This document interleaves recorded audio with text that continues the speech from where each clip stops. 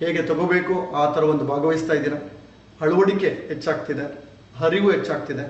ನಿಮ್ಮ ಒಂದು ಜ್ಞಾನ ತಗೊಳ್ಳೋದ್ರ ಜೊತೆಗೆ ಅದನ್ನು ಅಳವಡಿಸ್ಕೊಳ್ತಕ್ಕಂಥದ್ದು, ಯಾವ ರೀತಿ ಇದನ್ನು ಸ್ವೀಕರಿಸಬೇಕು ಆ ಒಂದು ಸ್ವೀಕೃತಿ ನಿಮ್ಮಲ್ಲಿ ಹೆಚ್ಚಾಗ್ತಿದೆ. ಅದಕ್ಕೆ ಥ್ಯಾಂಕ್ ಯು ಸೋ ಮಚ್ ನಿಮ್ಮ ಒಂದು ಭಾಗವಹಿಸಿಕೆಗೆ. ಇವಾಗ ಮುಂದಿನ ಒಂದು ಅಂಶ ನೋಡೋಣ. ನಮ್ಮ ಒಂದು ಮುಂದಿನ ಒಂದು ಲೈಫ್ ಟ್ರಾನ್ಸ್ಫಾರ್ಮೇಷನ್ ವರ್ಕ್ಶಾಪಲ್ಲಿ ಇಲ್ಲಿ ತನಕ ಏನೆಲ್ಲ ನೋಡ್ಕೊಂಡು ಬಂದ್ವಿ ನಾವು, ಪ್ರತಿಯೊಂದು ಸಹ ಬರ್ಡ್ ಅಂಶಗಳು ಕಡಿಮೆ ಆಗೋದಕ್ಕೆ ನಮ್ಮ ಒಂದು ಫಲವತ್ತಾದ ಅಂಶಗಳನ್ನ ನೋಡ್ತಾ ಬಂದ್ವಿ. ಲಾಸ್ಟ್ ಸೆಷನ್ನಲ್ಲಿ ಏನೆಲ್ಲ ನಾವು ಫಲವತ್ತಾದ ಅಂಶ ನೋಡಿದ್ವಿ, ಆ ಫಲವತ್ತಾದ ಅಂಶ ಹೆಚ್ಚಾಗ್ತಾ ಆಗ್ತಾ ಆಗ್ತಾ ಆಗ್ತಾ ಖಂಡಿತ ನಮಗೆ ಅರಿವು ಬಂದಿದೆ ನನ್ನ ಬರ್ಡ್ ಅಂಶಗಳು ಕಡಿಮೆ ಆಗುತ್ತೆ ಅಂತ. Yes or no? Yes friends, again ನಾನು ಸ್ವಲ್ಪ ರಿಪೀಟ್ ಮಾಡ್ತೀನಿ. ಬರ್ಡ್ ಅಂಶಗಳೆಲ್ಲ ಕತ್ಲಿದ್ದಾಗೆ, ಈ ಫಲವತ್ತಾದ ಅಂಶಗಳೆಲ್ಲ ಬೆಳಕಿದ್ದಾಗೆ. ನಾನು ಕತ್ಲು ಜೊತೆ ಗುದ್ದಾಡಕ್ಕಾಗೋದಿಲ್ಲ, ಆದರೆ ಆಗಿದ್ದಾಗೆ ಪವರ್ಫುಲ್ ಆಗಿ ಲೈಟ್ ಆನ್ ಮಾಡ್ತಾ ಇದ್ರೆ ಆ ಲೈಟ್ ಆ ಕತ್ಲನ್ನ ತಂತಾನೆ ಓಡಿಸುತ್ತೆ, ಅಷ್ಟು ಶಕ್ತಿ ಆ ಬೆಳಕಿಗಿದೆ. ಹಾಗಾಗಿ ಈ ಫಲವತ್ತಾದ ಅಂಶಗಳನ್ನ ಒಂದು ಬೆಳಕು ತರ ನೋಡೋಣ, ಒಂದು ಹೊಸ ಸಾಧ್ಯತೆ, ಒಂದು ಹೊಸ ಬೆಳಕನ್ನ ನಮ್ಮ ಜೀವನಕ್ಕೆ ನಾನು ಹಾಕೊಂಡಿದ್ದೆ. ಆದ್ರೆ ಗೊತ್ತಿರ್ತಕ್ಕಂಥದ್ದೇ, ನಮ್ಮ ಹತ್ರ ಎಲ್ಲ ಲೈಟ್ ಇದೆ, ಅದು ಸ್ವಿಚ್ ಆಫ್ ಆಗಿ ಸೈಡ್ಗೆ ಇಟ್ಬಿಟ್ಟಿರ್ತೀವಿ. ಇವಾಗ ನಾವು ಮತ್ತೆ ಅದನ್ನ ಆನ್ ಮಾಡಿ ಪ್ಲಗ್ ಕನೆಕ್ಟ್ ಮಾಡಿ ಸ್ವಿಚ್ ಆನ್ ಮಾಡಿದ್ರೆ ಸಾಕು, ನಮಗೆ ಮತ್ತೆ ಒಂದು ಕತ್ಲಿರ್ತಕ್ಕಂಥ ನನ್ನ ಜೀವನಕ್ಕೆ ಅತ್ಯುತ್ತಮವಾದ ಒಂದು ಬೆಳಕಾಗುತ್ತೆ ಫ್ರೆಂಡ್ಸ್. ಈಗ ನೋಡೋಣ ಮುಂದಿನ ಒಂದು ಫಲವತ್ತಾದ ಅಂಶಗಳು ಏನೇನು ಅಂತ. ಒಂದೊಂದು ಫಲವತ್ತಾದ ಅಂಶಗಳು ಸಹಿತ ನಮಗೆ ಒಂದೊಂದು ಡಿಫ್ರೆಂಟ್ ಏರಿಯಾದಲ್ಲಿ ನಮಗೆ ಅದು ನಮ್ಮ ಬರ್ಡನ್ನ ಕಡಿಮೆ ಮಾಡ್ತಾ ಹೋಗುತ್ತೆ. ಈಗ ನೋಡೋಣ ಮುಂದಿನ ಒಂದು ಫಲವತ್ತಾದ ಅಂಶ. ಎಸ್ ಫ್ರೆಂಡ್ಸ್, ಕಾಳಜಿ, ಕೇರ್ ಮಾಡ್ತಕ್ಕಂಥದ್ದು. ನನ್ನ ಸುತ್ತಮುತ್ತಲಿರ್ತಕ್ಕಂಥ ವ್ಯಕ್ತಿಗಳಿಗೆ ನಾನು ಕೇರ್ ಮಾಡೋದು. ಆ್ಯಂಡ್ ಬೇರೆಯವ್ರಿಗೆ ಕೇರ್ ಮಾಡೋಕ್ಕಿಂತ ಮೊದಲು ಫಸ್ಟ್ ನನ್ನನ್ನು ನಾನು ಕೇರ್ ಮಾಡ್ಕೋಬೇಕು. ನನ್ನ ಬಗ್ಗೆ ನನಗೆ ಕಾಳಜಿ ಇದೆಯಾ? ನಾನು ನನ್ನ ಬಗ್ಗೆ ಕಾಳಜಿ ತಗೊಂಡ್ಬಿಟ್ರೆ ಅದರಲ್ಲೇ ಎಷ್ಟೋ ಒಂದು ಫಲವತ್ತತೆ ನನಗೆ ಇಂಪ್ರೂವ್ ಆಗುತ್ತೆ. ನಾನು ಖುಷಿಯಾಗಿರ್ತೀನಿ ಫಸ್ಟ್ ಆಫ್ ಆಲ್. ಈಗ ನೀವು ಪ್ರಶ್ನೆ ಮಾಡ್ಕೊಳ್ಳಿ, ಈಗ ಇಬ್ಬರಿಗೆ ನಾನು ಕಾಳಜಿ ತಗೊಳ್ಳೇಬೇಕು. ಒಂದು ಮೊದಲು ನನ್ನದಾಗಿ ನಾನು ಫಸ್ಟ್ ನನಗೆ ಕಾಳಜಿ ತಗೋಬೇಕು, ನಂತರ ನನ್ನ ಸುತ್ತಮುತ್ತಲಿರ್ತಕ್ಕಂಥವ್ರಿಗೆ. ನನಗೆ ನಾನು ಕಾಳಜಿ ತಗೊಂಡಿದ್ರೆ ನಾನು ಇನ್ನೊಬ್ರಿಗೆ ಕಾಳಜಿ ತಗೊಳಕಾಗತ್ತೆ. ನನಗೇನೆ ನಾನು ಕಾಳಜಿ ತಗೊಂಡಿಲ್ಲ ಅಂದ್ರೆ ನಾನು ಇನ್ನೊಬ್ರಿಗೆ ಕಾಳಜಿ ತಗೊಳಕಾಗಲ್ಲ ಫ್ರೆಂಡ್ಸ್. ಹಾಗಾಗಿ ಫಸ್ಟ್ ಮೋಸ್ಟ್ ಇಂಪಾರ್ಟೆಂಟ್, ಯಾವ ವಿಷಯದಲ್ಲಿ ನನಗೆ ನಾನು ಕಾಳಜಿ ತಗೊಳ್ತಾ ಇದ್ದೀನಿ. ಎಷ್ಟೋ ಬರ್ಡ್ ಅಂಶಗಳು ನಮ್ಗೆ ಯಾಕೆ ಬರುತ್ತೆ ಗೊತ್ತಾ? ನನ್ನ ಬಗ್ಗೆ ನನಗೆ ಕಾಳಜಿ ಇರೋದಿಲ್ಲ, ನನ್ನ ಬಗ್ಗೆ ನಾನು ಕಾಳಜಿ ತಗೋಬೇಕು ಅನ್ನೋದೇ ಮರ್ತು ಬಿಟ್ಟಿರ್ತೀನಿ. ನಾನು ಬೇರೆಯವ್ರಿಗೆ ಕಾಳಜಿ ತಗೊಳ್ಳೋದ್ರಲ್ಲಿ ನಾನು ಎಂಗೇಜ್ ಆಗ್ಬಿಟ್ಟಿರ್ತೀನಿ. ನನ್ನ ಬಗ್ಗೆ ನನಗೇ ಕಾಳಜಿ ಇಲ್ಲ ಅಂದ್ರೆ ನಾನು ಹೆಂಗ್ ಬೇರೆಯವ್ರಿಗೆ ಕಾಳಜಿ ತಗೊಳಕಾಗುತ್ತೆ? ಎಸ್ ಫ್ರೆಂಡ್ಸ್, ಫಸ್ಟ್ ಮೋಸ್ಟ್ ನನಗೆ ಕಾಳಜಿ ತಗೊಳ್ಳೋಣ. ನನ್ನ ಆರೋಗ್ಯದಲ್ಲಿ, ನನ್ನ ದಿನಚರಿನಲ್ಲಿ, ನನ್ನ ಒಂದು ಡಿಸಿಪ್ಲಿನಲ್ಲಿ, ನನ್ನ ಒಂದು ಆಕ್ಷನ್ ನಲ್ಲಿ, ನನ್ನ ಕಲಿಕೆನಲ್ಲಿ ನಾನು ಎಲ್ಲೆಲ್ಲ ನನ್ನ ಬಗ್ಗೆ ನಾನು ಕಾಳಜಿ ತಗೋಬೇಕಾಗಿದೆ. ದ ಫಸ್ಟ್ ಮೋಸ್ಟ್ ಇಂಪಾರ್ಟೆಂಟ್, ಕಾಳಜಿನ ನನಗೆ ಬೇರೆಯವರು ತಗೋಬೇಕು ಅಂತ ನಿರೀಕ್ಷಿಸ್ತಿರ್ತೀವಿ. ಸಾರಿ ಫ್ರೆಂಡ್ಸ್, ಯಾವುದೇ ಕಾರಣಕ್ಕೂ ಇಲ್ಲಿ ಯಾರ ಬಗ್ಗೆನೂ ನನ್ನ ಬಗ್ಗೆ ಬೇರೆಯವ್ರ ಕಾಳಜಿ ತಗೊಳಕ್ಕಾಗಲ್ಲ. ಆ ನಿರೀಕ್ಷೆ ಇಟ್ಕೊಂಡಿರ್ತೀವಿ ನಾವು, ಆ ನಿರೀಕ್ಷೆ ಮತ್ತೊಂದೊಂದು ಬರ್ಡ್ ಅಂಶ ಆಗ್ಬಿಡುತ್ತೆ. ಹಾಗಾಗಿ ಫಸ್ಟ್ ನನ್ನ ಬಗ್ಗೆ ನಾನು ಕಾಳಜಿ ತಗೊಳ್ತಿದ್ದೀನ. ಈ ಟೋಟಲಿ ಒಂದು ಕಾಳಜಿನಲ್ಲಿ ನೋಡಿದಾಗ ನನ್ನ ಪರ್ಸೆಂಟೇಜ್ ಎಷ್ಟಿದೆ, ನನ್ನ ಬಗ್ಗೆ ನಾನು ಕಾಳಜಿ ತಗೊಳ್ಳೋದ್ರಲ್ಲಿ ಎಷ್ಟು ಪರ್ಸೆಂಟೇಜ್ ನನಗೆ ಕೊಡ್ಬೋದು, ನಾನು ಬೇರೆಯವರಿಗೆ ಎಷ್ಟು ಪರ್ಸೆಂಟೇಜ್ ಕೊಡ್ಬಲ್ಲೆ. ಫಸ್ಟ್ ನನಗೆ ನಾನು ಕಾಳಜಿ ತಗೋಬೇಕು. ಆದ್ರೆ ನಾನೇನ್ ಮಾಡ್ತೀನಿ, ಇಮಿಡಿಯೇಟ್ಲಿ ಬರ್ಡ್ಗೆ ಹೋಗ್ತೀನಿ, ಅಯ್ಯೋ ನನಗೆ ಯಾರು ಕೇರ್ ಮಾಡ್ತಿಲ್ಲ, ನನ್ನ ಬಗ್ಗೆ ಯಾರು ಕಾಳಜಿ ತಗೊಳ್ತಿಲ್ಲ ಅಂತ. ಯಾರು ನನ್ನ ಬಗ್ಗೆ ತಗೊಳ್ಳೋದಿಲ್ಲ, ಫಸ್ಟ್ ನನಗೆ ನಾನು ತಗೋಬೇಕು. ಈ ಸ್ಟೆಪ್ನ ನೀವು ಚೆಕ್ ಮಾಡ್ಕೊಳ್ಳಿ, ನೀವು ಎಷ್ಟು ಪರ್ಸೆಂಟೇಜ್ ನಿಮಗೆ ನೀವು ಕಾಳಜಿ ತಗೊಳ್ತಿದ್ದೀರಾ ಅಂತ. ನನಗೆ ನಾನು ಕಾಳಜಿ ತಗೊಂಡಿದ್ದೆ ಆದ್ರೆ ಅವಾಗ ನನಗೆ ಆ ಒಂದು ವ್ಯಾಲ್ಯೂ ಆಡ್ ಆಗುತ್ತೆ, ಆ ಒಂದು ಶಕ್ತಿ ಆಗುತ್ತೆ. ಆವಾಗ ನಾನು ಆಟೋಮೆಟಿಕ್ ಆಗಿ ನಾನು ಬೇರೆಯವ್ರಿಗೆ ಕಾಳಜಿ ತಗೊಬಲ್ಲೆ. ಯಾಕೆ ನಿಮಗೆ ಬೇರೆಯವ್ರಿಗೆ ಕಾಳಜಿ ತಗೊಳಕ್ ಆಗ್ತಿಲ್ಲ ಗೊತ್ತಿದೆಯಾ? ನಿಮ್ಮ ಬಗ್ಗೆ ನಿಮಗೆ ಕಾಳಜಿ ಇಲ್ಲ ಕೆಲವೊಂದು ವಿಷಯದಲ್ಲಿ, ಹಾಗಾಗಿ ನಾನು ಬೇರೆಯವ್ರನ್ನ ಕಾಳಜಿ ತಗೊಳಕ್ ಆಗ್ತಿಲ್ಲ. ಈಗ ಒಂದಂಶ ನನಗೆ ಕಾಳಜಿ ತಗೋಬೇಕು ಅಂತ ಗೊತ್ತಾಯ್ತು. ಈಗ ಮುಂದಿನ ಅಂಶ ನೋಡೋಣ, ನಾನು ಇತರರಿಗೆ ಎಷ್ಟು ಕಾಳಜಿ ತಗೊಳ್ತಾ ಇದ್ದೀನಿ. ನನ್ನ ಸುತ್ತಮುತ್ತಲಿರ್ತಕ್ಕಂಥವ್ರಿಗೆ ನಾನು ಏನ್ ಕೇರ್ ಮಾಡ್ತಾ ಇದ್ದೀನಿ, ಕೇರ್ ಮಾಡ್ಬೇಕಾ ಬೇಡ? ಕೆಲವೊಬ್ರು ಡಿಸೈಡ್ ಮಾಡ್ಬಿಡ್ತೀನಿ, ನಾನು ಯಾಕೆ ಅವ್ರಿಗೆ ಕೇರ್ ಮಾಡಲಿ, ಅವ್ರು ನನಗೆ ಕೇರ್ ಮಾಡಿಲ್ಲ ಅಂದ್ರೆ ನಾನು ಅವ್ರಿಗೆ ಕೇರ್ ಮಾಡಲ್ಲ. ಸಿಂಪಲ್ ಆಗಿ ಹೇಳ್ಬಿಡ್ತಿದ್ದೀನಿ ಫ್ರೆಂಡ್ಸ್. ನನಗೆ ಯಾರು ಕೇರ್ ಮಾಡಬೇಕಾಗಿಲ್ಲ, ನನ್ನ ಕೇರ್ ನಾನು ತಗೋಬೇಕು. ಬಿಕಾಸ್ ನನ್ನ ಜೀವನ ಇದು ನಂಬರ್ 1. ನಂಬರ್ 2, ನನ್ನ ಜೀವನ ನಾನು ತಗೊಳ್ತೀನಿ. ನಂಬರ್ 2, ನಾನು ಬೇರೆಯವ್ರಿಗೆ ಕಾಳಜಿ ತಗೊಳ್ತೀನಿ. ಯಾಕೆ?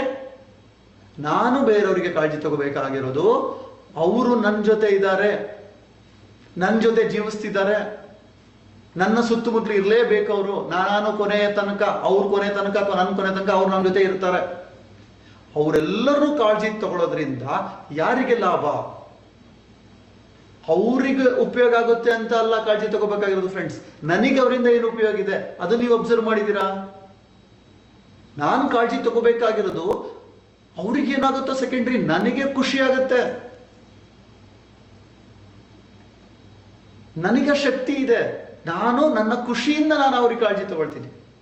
ಅವರೆಲ್ಲರೂ ಅಕ್ಕಪಕ್ಕರು, ನಿಮ್ಮ ಲಾಸ್ಟ್ ಸೆಷನ್ ನೋಡಿದ್ರಿ, ಅವರೆಲ್ಲರೂ ಮಗುವಾಗಿ ನಾನು ಸ್ವೀಕಾರ ಮಾಡ್ತೀನಿ ಅಂತ. ಮಗುವಾಗಿ ಸ್ವೀಕಾರ ಮಾಡೋದು ಅಂದ್ರೆ ಏನು? ಅವರ ಅವಶ್ಯಕತೆಗಳು, ನಮ್ಮ ಸುತ್ತಮುತ್ತಲಿರ್ತಕ್ಕಂಥ ಅವಶ್ಯಕತೆಗಳು ಏನೇನಿದೆ ಅದರ ಬಗ್ಗೆ ನನಗೆ ಕಾಳಜಿ ಇದೆಯಾ? ಅದು ಯಾರು ಬೇಕಾದ್ರೂ ಆಗಿರೋದು. ಮೊದಲೇದಾಗಿ ತಗೊಳ್ಳೋಣ, ನಮ್ಮ ತಂದೆ ತಾಯಿಗಳು. ನಿಮ್ಮ ತಂದೆ ತಾಯಿಗಳಿಗೆ ನೀವೆಷ್ಟು ಸ್ಕೋರ್ ಕೊಡ್ತೀರಾ? ನಾನು ನನ್ನ ತಂದೆ ತಾಯಿಗೆ ಏನ್ ಕಾಳಜಿ ತಗೊಳ್ತಾ ಇದ್ದೀನಿ ಅಂತ. ಇವಾಗ ಎಷ್ಟೋ ಜನ ಹೇಳ್ತಾರೆ ಅವ್ರೇನ್ ನನಗೆ ಮಾಡಿದ್ರು ಅಂತ, ನನ್ನ ಬಗ್ಗೆ ಕೇರೇ ಮಾಡ್ಲಿಲ್ಲ. ಕೆಲವೊಬ್ರು ಹೇಳ್ತಾರೆ ನನಗೆ ಕೇರ್ ಮಾಡ್ಲಿಲ್ಲ, ನನ್ನ ಅಣ್ಣಂಗ್ ಮಾಡಿದ್ರು, ನನ್ನ ತಂಗಿಗೆ ಮಾಡಿದ್ರು, ನನ್ನ ಅಕ್ಕಂಗ್ ಮಾಡಿದ್ರು, ನನ್ನ ತಮ್ಮಂಗ್ ಮಾಡ್ತಾ ಇದಾರೆ ಕಾಳಜಿ, ನನಗೇನ್ ಮಾಡಿಲ್ಲ, ನಾನು ಯಾಕೆ ಕಾಳಜಿ ತಗೊಳ್ಳಿ ಅವರಿಗೆ ಅಂತ.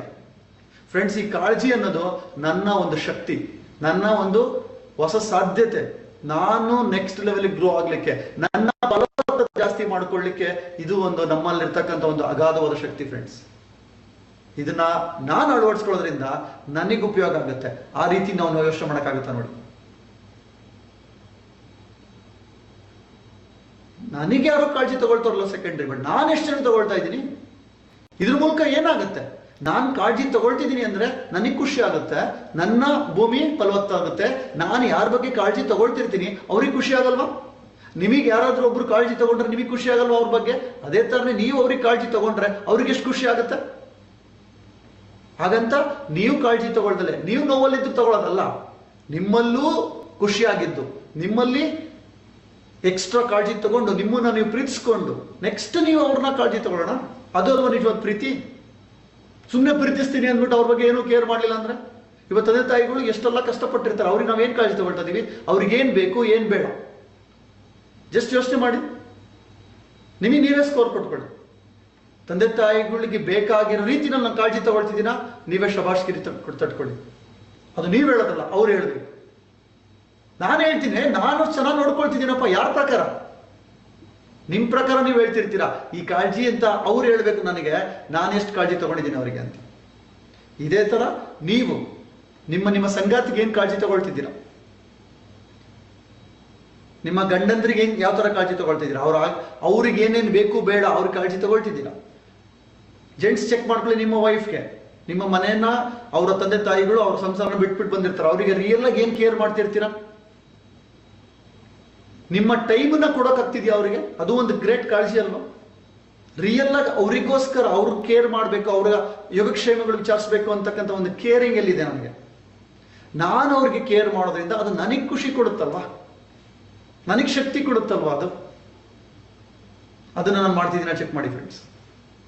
ಇವತ್ತು ನೀವೆಷ್ಟು ಕೇರ್ ಮಾಡ್ತೀರಾ ಒಬ್ಬರನ್ನ, ಅವರಷ್ಟು ನಮ್ಮನ್ನು ಪ್ರೀತಿಸ್ತಾರೆ. ನಾನು ಇಂಟ್ರೊಡಕ್ಷನ್ ಸೆಷನ್ ಹೇಳ್ತಾ ಇದ್ದೆ, ನನ್ನ ಮಾತನ್ನ ಯಾಕೆ ಅವ್ರು ಕೇಳ್ತಿಲ್ಲ ಅಂತ ತಿಳ್ಕೊಳ್ತೀರಾ ಈ ಒಂದು ಪ್ರೋಗ್ರಾಮ್ಲಿ ಅಂತ. ಜಸ್ಟ್ ಚೆಕ್ ಮಾಡ್ಕೊಳ್ಳಿ, ನಾನು ಅವರಿಗೆ ಕೇರ್ ಮಾಡ್ತಿದ್ದೀನ, ನನ್ನ ಮಾತು ಯಾಕೆ ಕೇಳ್ಬೇಕು ಅವರು? ಅವ್ರಿಗೆ ಬೇಕಾಗಿರೋ ತರ ನಾನು ಅವ್ರಿಗೆ ಬೇಕಾಗಿರೋ ಒಂದು ಕೇರ್ ನಾನು ಮಾಡ್ತಿಲ್ಲ ಅಂದ್ರೆ ನನ್ನ ಮಾತು ಯಾಕೆ ಕೇಳ್ಬೇಕು ಅವರು? ಎಲ್ಲಾ ಕಡೆ ಚೆಕ್ ಮಾಡ್ಕೊಳ್ಳಿ. ಬರೀ ನನ್ನ ಪೇರೆಂಟ್ಸ್ ಅಷ್ಟೇ ಅಲ್ಲ, ಸ್ಪೌಸಸ್ ಅಷ್ಟೇ ಅಲ್ಲ, ಮಕ್ಳಿಗೆ ಕೇರ್ ಮಾಡ್ತಿರ್ತೀವಿ, ಆದ್ರೆ ಮಕ್ಳ ತರ ಎಲ್ಲರಿಗೂ ಕೇರ್ ಮಾಡ್ತಿರ್ತೀವ? ಇನ್ಲಾಸ್, ಬ್ರದರ್ಸ್, ಸಿಸ್ಟರ್ಸ್, ಅತ್ತೆ, ಮಾವಂದ್ರು, ಜಸ್ಟ್ ಚೆಕ್ ಮಾಡ್ಕೊಳ್ಳಿ. ನಮ್ಮ ಸರೌಂಡಿಂಗ್ಸ್, ಕೆಲಸ ಮಾಡ್ತಿರ್ಬೇಕಾದ್ರೆ ಸಬಾರ್ಡಿನೇಟ್ಸ್, ಅವರ ಅವಶ್ಯಕತೆ ಏನಿದೆ ಅದನ್ನ ಕೇರ್ ಮಾಡ್ತಿದೀವ? ಅವ್ರಿಗೇನ್ ಬೇಕಿದೆ, ಅವ್ರು ಸಂತೋಷವಾಗಿದ್ದಾರ, ಅವ್ರ ಜೀವನ ಚೆನ್ನಾಗಿ ನಡೆಸ್ತಿದ್ದಾರ, ನಾನೇನ್ ಕೇರ್ ತಗೋಬಲ್ಲೆ ಅವ್ರಿಗೆ? ಆ ಒಂದು ಕೇರ್ ನೀವು ತಗೊಳ್ಳೋದ್ರಿಂದ ನಿಮಗೆ ಎಷ್ಟು ಆಶೀರ್ವಾದ ಹೆಚ್ಚಾಗುತ್ತೆ ಅದನ್ನ ಯೋಚನೆ ಮಾಡಿದ್ದೀರಾ? ಅವ್ರು ನಮ್ಮನ್ನ ಅರಸ್ತಾರೆ, ಖುಷಿ ಪಡ್ತಾರೆ, ನಮ್ಮ ಬಗ್ಗೆ ಹೆಮ್ಮೆ ಪಡ್ತಾರೆ, ಅದು ನಮಗೆ ಆಶೀರ್ವಾದ ಆಗಲ್ವಾ? ನಮ್ಮ ವಾತಾವರಣ ಪರಿಶುದ್ಧವಾಗಿ ಆಗಲ್ವಾ? ಅವಾಗ ನಾವೇನ್ ಅನ್ಕೊಂಡ್ರು ನಾವು ಸಾಧನೆ ಮಾಡೋದು ನಮಗೆ ಅದು ಸಪೋರ್ಟಿವ್ ಆಗೋದಿಲ್ವಾ? ಇದು ನನ್ನ ಫಲವತ್ತಾದ ಅಂಶನ ಹೆಚ್ಚಿಗೆ ಮಾಡ್ಕೊಳ್ಳೋಕ್ಕೋಸ್ಕರ ಫ್ರೆಂಡ್ಸ್. ಇದು ನೀವು ಬಿಸ್ನೆಸ್ ಚೆಕ್ ಮಾಡ್ಕೊಳ್ಳಿ. ಯಾರೆಲ್ಲ ಬಿಸ್ನೆಸ್ ಮಾಡ್ತಿದ್ದೀರಾ, ಜಾಬ್ ಮಾಡ್ತಿದ್ದೀರಾ, ಅಲ್ಲಿ ಎಷ್ಟೊಂದು ಜನಗಳಿಗೆ ಕೇರ್ ತಗೊಳ್ತಕ್ಕಂಥ ಅವಕಾಶ ಇದೆ, ಕಾಳಜಿ ತಗೊಳ್ತಕ್ಕಂಥ ಅವಕಾಶ ಇದೆ. ಅದನ್ನ ತಗೊಳ್ತಿದ್ದೀನಾ? ನಾನು ಇನ್ನೂ ಎಷ್ಟು ಕಾಳಜಿ ತಗೋಬೋದಿತ್ತು?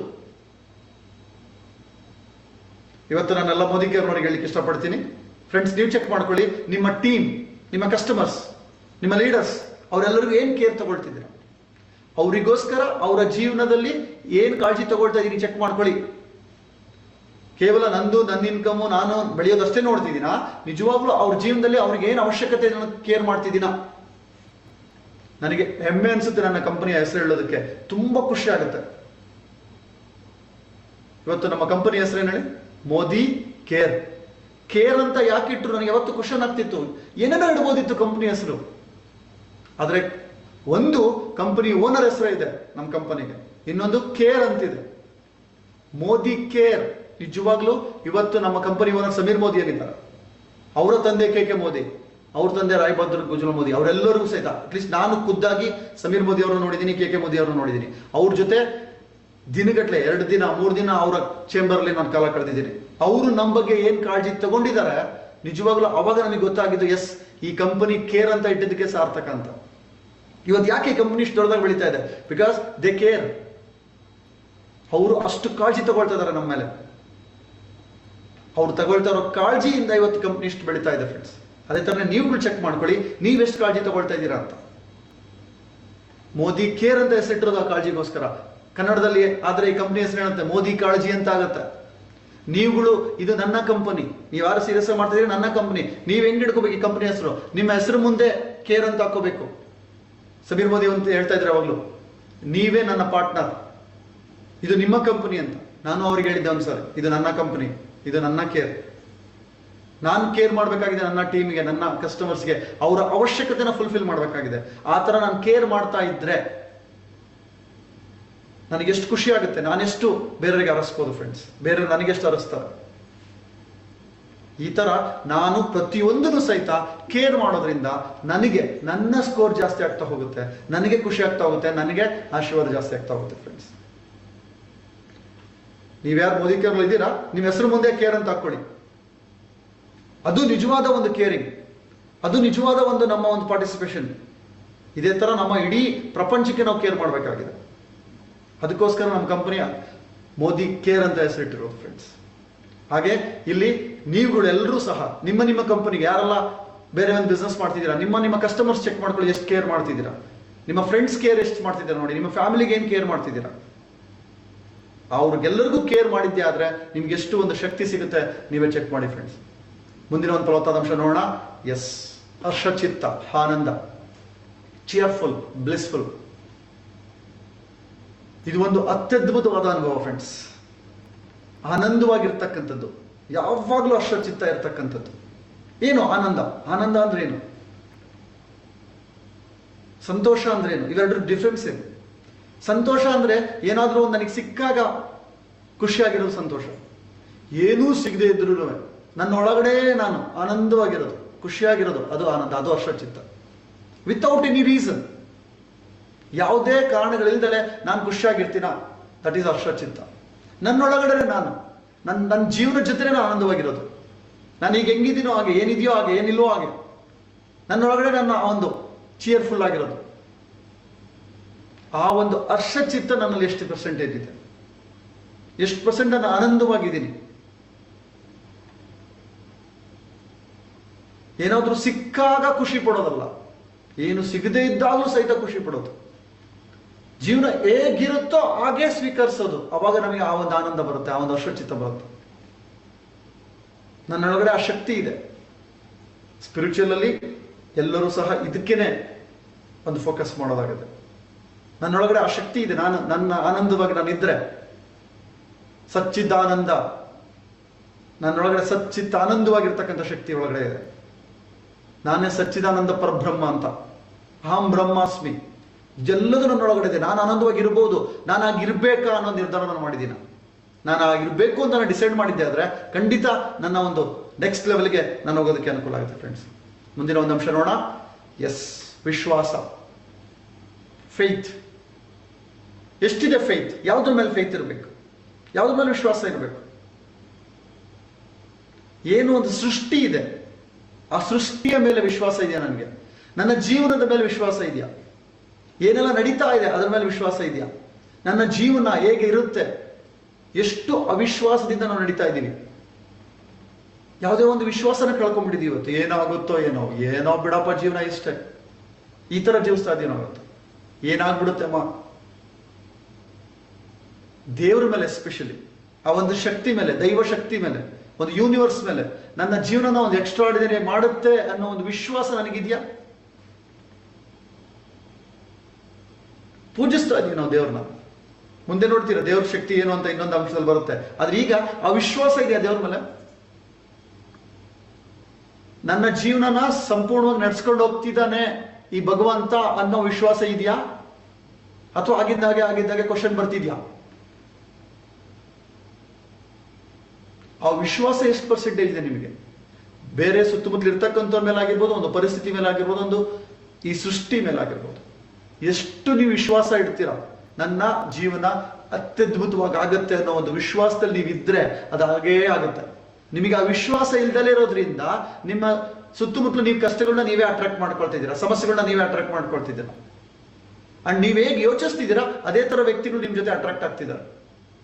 ಅದೇ ನಿಮ್ಮಲ್ಲಿ ವಿಶ್ವಾಸ ಆ ಒಂದು ಗಾಢವಾಗಿದ್ರೆ, ಆ ವಿಶ್ವಾಸದ ಶಕ್ತಿ ನಿಮ್ಮಲ್ಲಿ ಜಾಸ್ತಿ ಇದ್ರೆ, ನಾನು ಎಲ್ಲದರಲ್ಲೂ ವಿಶ್ವಾಸ ಇಡ್ತೀನಿ, ಎಲ್ಲದರಲ್ಲೂ ವಿಶ್ವಾಸ ಇಡ್ತೀನಿ, ಆ ವಿಶ್ವಾಸ ಇಟ್ಟಿದ್ದೆ ಆದ್ರೆ ಖಂಡಿತ ಅದಕ್ಕೆ ಬೇಕಾಗಿರೋ ಎಲ್ಲ ಸೃಷ್ಟಿ ಆಗುತ್ತೆ. ಇಡೀ ಬ್ರಹ್ಮಾಂಡ ನಿಮಗೆ ಸಪೋರ್ಟ್ ಮಾಡುತ್ತೆ. ಜಸ್ಟ್ ನೀವು ಚೆಕ್ ಮಾಡಿ, ಎಲ್ಲದರಲ್ಲೂ ವಿಶ್ವಾಸ ಇಟ್ಟು ನೋಡಿ. ಈಗ ನೀವು ಪರ್ಸೆಂಟೇಜ್ ಚೆಕ್ ಮಾಡ್ಕೊಳ್ಳಿ, ನಿಮ್ಮ ಪರ್ಸೆಂಟೇಜ್ ವಿಶ್ವಾಸ ಹೆಚ್ಚಾಗ್ಬೇಕಾ ಬೇಡವಾ, ಎಷ್ಟಿದೆ?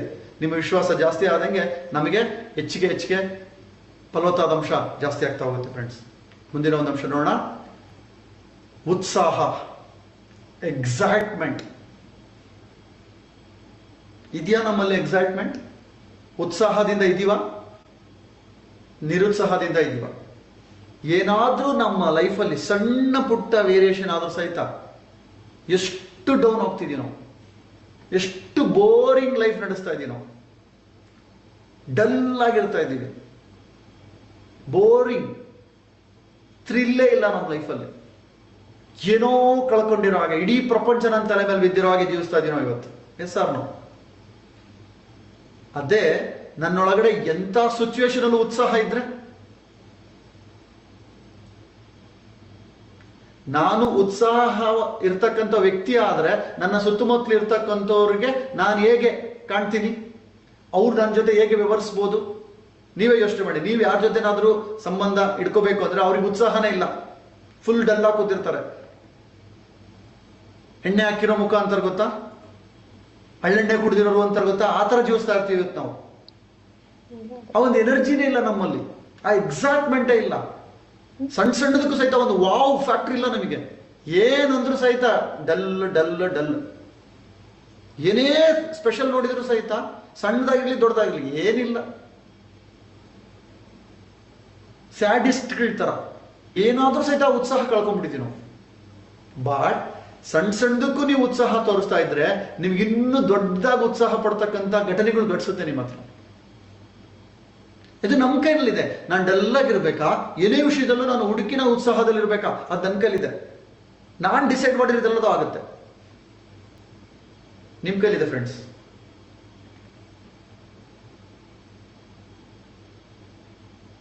ನೀವು ಯೋಚನೆ ಮಾಡಿ, ನಿಮ್ಮ ಸುತ್ತಮುತ್ತಲಿರ್ತಕ್ಕಂಥವ್ರು ನೀವು ಉತ್ಸಾಹದಿಂದ ಇದ್ರೆ ಅವ್ರು ನಿಮ್ ಜೊತೆ ಹೇಗಿರ್ತಾರೆ, ನಿಮಗೇನೆ ಹೇಗನ್ಸುತ್ತೆ?